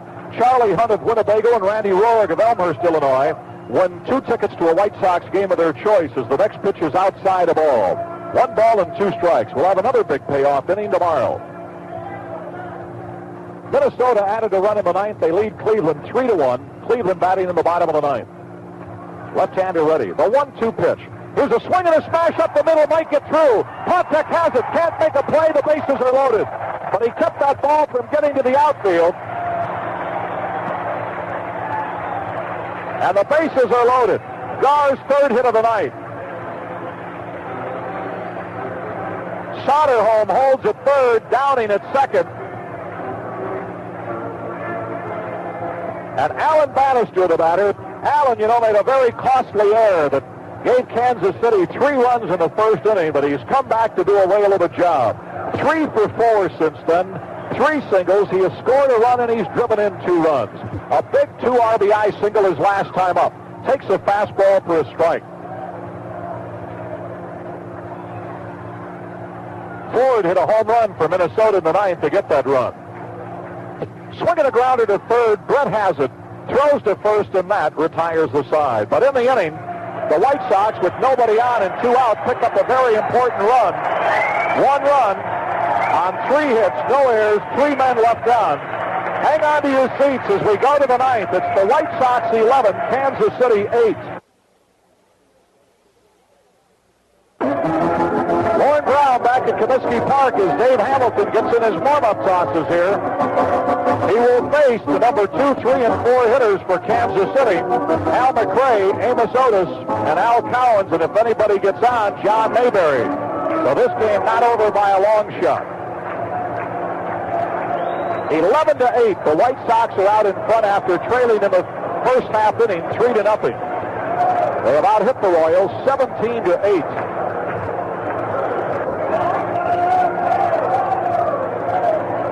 Hamilton has won 1 and lost 3 this year. Here's the pitch. Here's a swing and a fly ball to left field. Popped up. Bannister going out. He's there. He's got it. The ball looked like he was going to carry, but he got underneath it too much, and Bannister has it. 1 out. And Otis, the batter, he's 0 for 3 tonight. He got on an error and scored, and he has been walked. Baltimore leading Seattle 3-0 in the bottom of the 5th. Yankees leading Oakland 1-0 in the 5th. Here's a swing and a grounder to Soderholm at 3rd. He's got it. Throws. He got him. 2 out. 1 more to go. Al Cowens, the batter. Fans chanting, we're number 1 as the Sox have come back. Here's the pitch. Low ball. John Mayberry in the on-deck circle. Here's the pitch. Swinging another foul. No, fair ball this time. Down the left field line. Here comes Garr getting it. Here's the throw to 2nd. He's going in there with a double. Just fair inside the line. And now Big John Mayberry, the batter. Wow, that's why that run was so big in the 8th inning. Because you knew if anybody got on, Mayberry would step up as the tying run, but he is not the tying run now. Mayberry has hit a 2-run homer, and since then he was 0 for 3. Hamilton struck him out his last time he faced him. That's only the second hit given up by Hamilton. Left-hander all set. Swing and a grounder. Spencer's got it. Pitcher didn't cover. Here's the throw. He does. He got him. Game is over. Dave Hamilton didn't blink. Then when he did, he outran Mayberry to the bag. Spencer just threw the ball in the upper deck. The White Sox win 11-8 as they come from behind. Twice tonight to overcome their own mistakes and beat Kansas City 11-8 in the first game of this 4-game set. And the White Sox are now 4.5 games out in front. They have beaten Kansas City 4 times here in Chicago. Oh boy! 11 runs, 17 hits, 1 error for the White Sox. 8 runs, 9 hits, 1 error for Kansas City. Dave Hamilton the winner, and the loser, Mark Littell. Oh, what a victory for the White Sox. The fireworks show ready to get underway. 45,919 loved every minute of it. This is Lauren Brown speaking for Harry Caray and Jimmy Pearsall. Thanking you for listening. Join us tomorrow at 1 o'clock with Francisco Barrios of the White Sox take on Paul Splittorff and Kansas City. Dan Hozak's been our engineer. This has been a WMAQ sports presentation. Thank you for listening to this game on Classic Baseball on the radio. We hope you enjoyed the broadcast. Feel free to browse our library of over 1,000 classic games and be sure to spread the word. Long live baseball.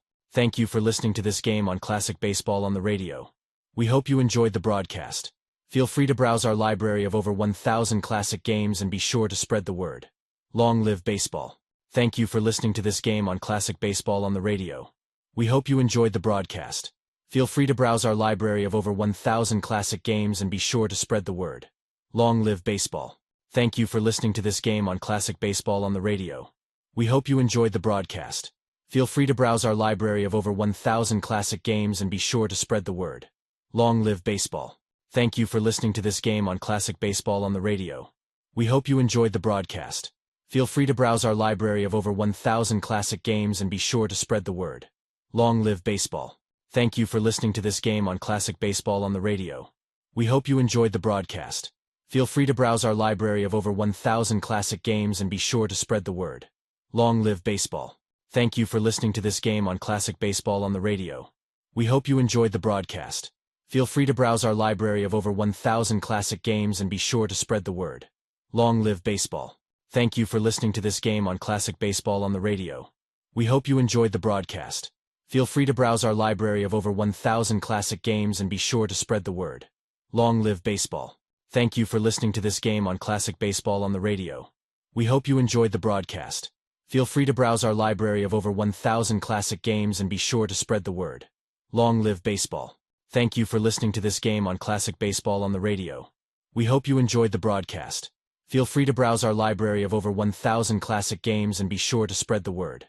Long live baseball. Thank you for listening to this game on Classic Baseball on the radio.